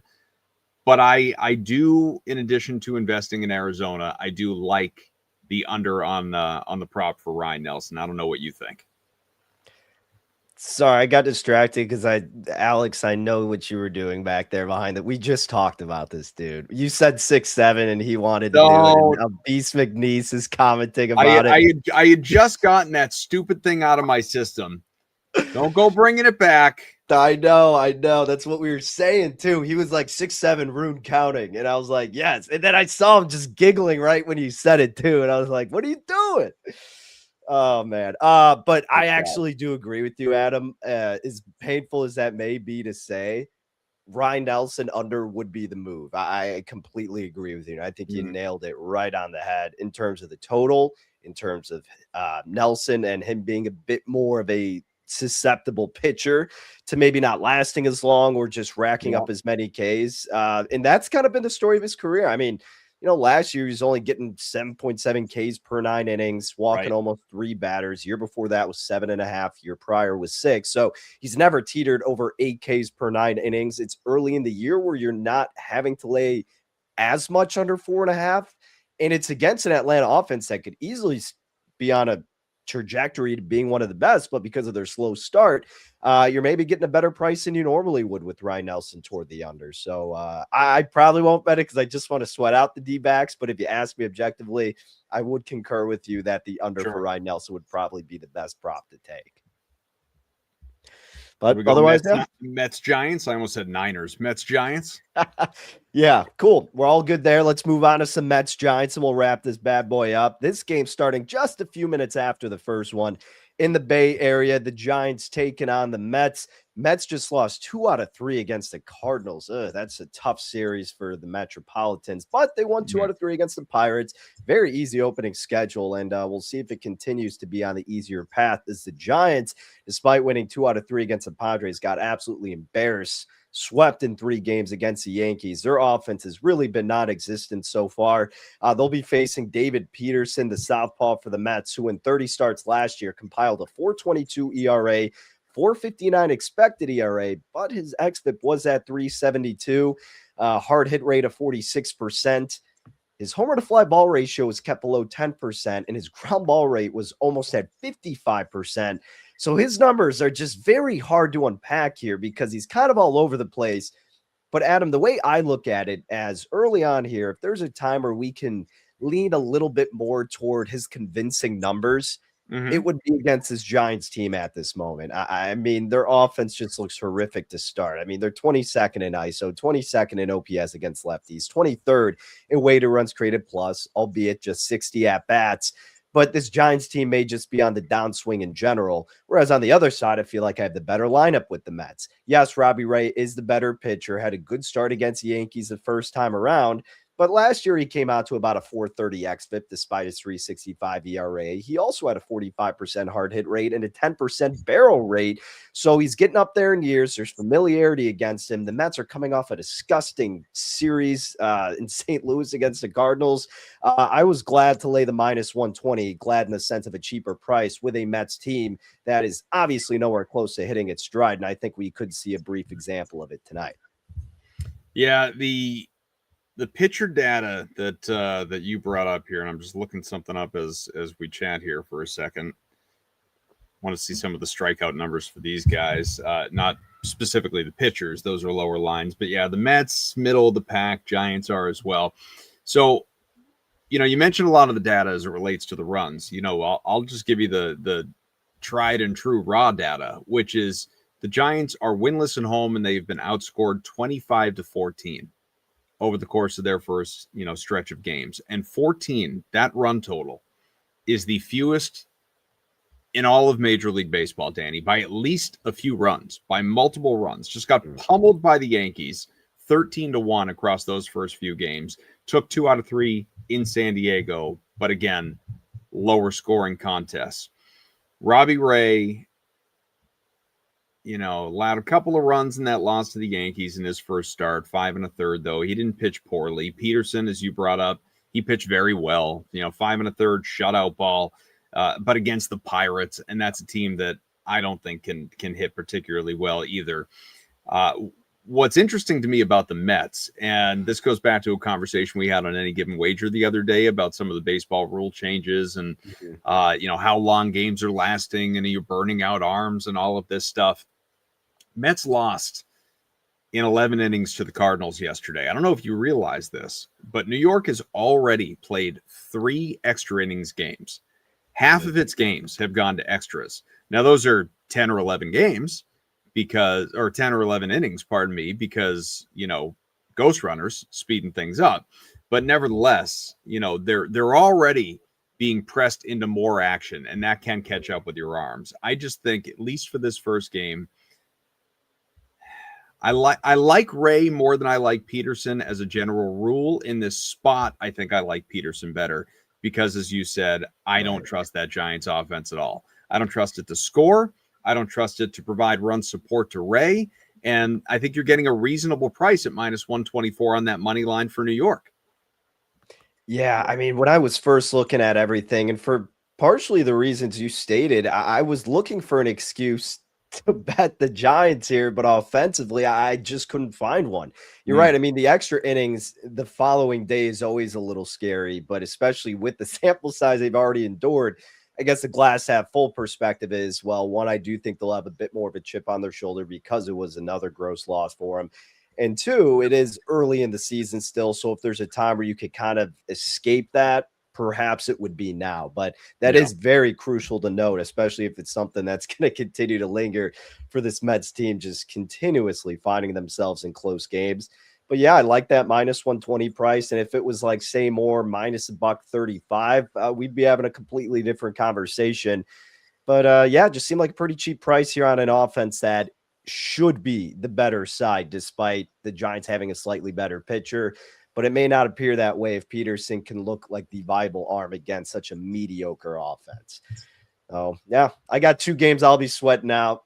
I know you've got yours with the trend. Are you this is what I meant to ask you too before I head out. Yeah. Are you separating your streak like units versus your other bets, or are you only betting the streak stuff right now?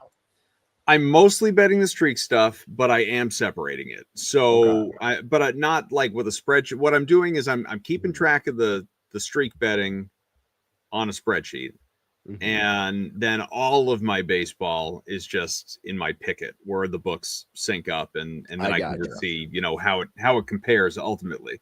What I haven't done, and it's early enough in the season that it wouldn't be difficult to go back. It would only take me probably 5 or 10 minutes to do it. I've only been tracking results. Am I up? Am I down? By how much? What were the plays that won or lost? But I have not been tracking the situations. Like you brought up, is how often does a streak end? On 3 versus on 4 versus on 5, that kind of thing. And that would be an interesting thing to note. Maybe I should keep track of that along the way here a little bit. Yeah, it'll be fun to keep a tag on, and I know we'll be doing plenty of it without a doubt.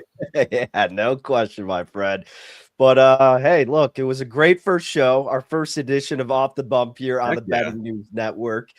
We've got 2 plays to sweat out, obviously counting mine for both of the games. Adam and I both will be sweating out the Diamondbacks for a little bit of plus money on the outright money line, and then of course I've got to play minus $120 on the New York Mets against the San Francisco Giants for the later game. And going forward, of course, there'll be plenty more action on Thursdays.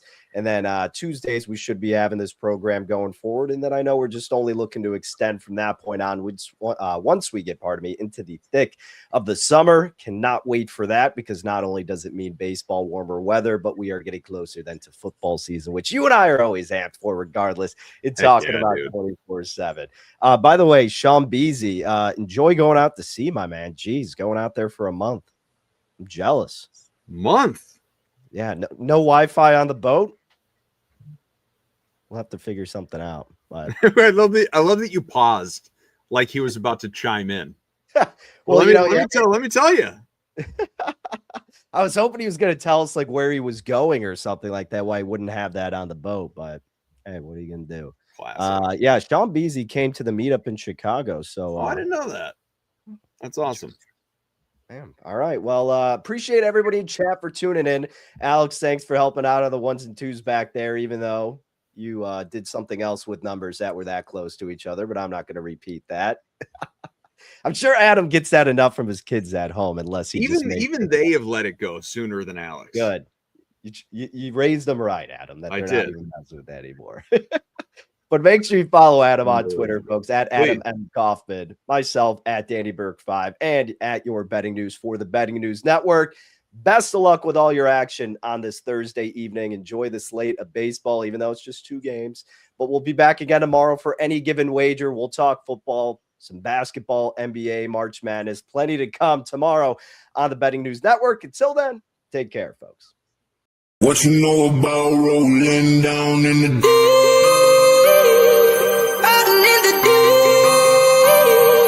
down in the now I know we all be loving this shit right here.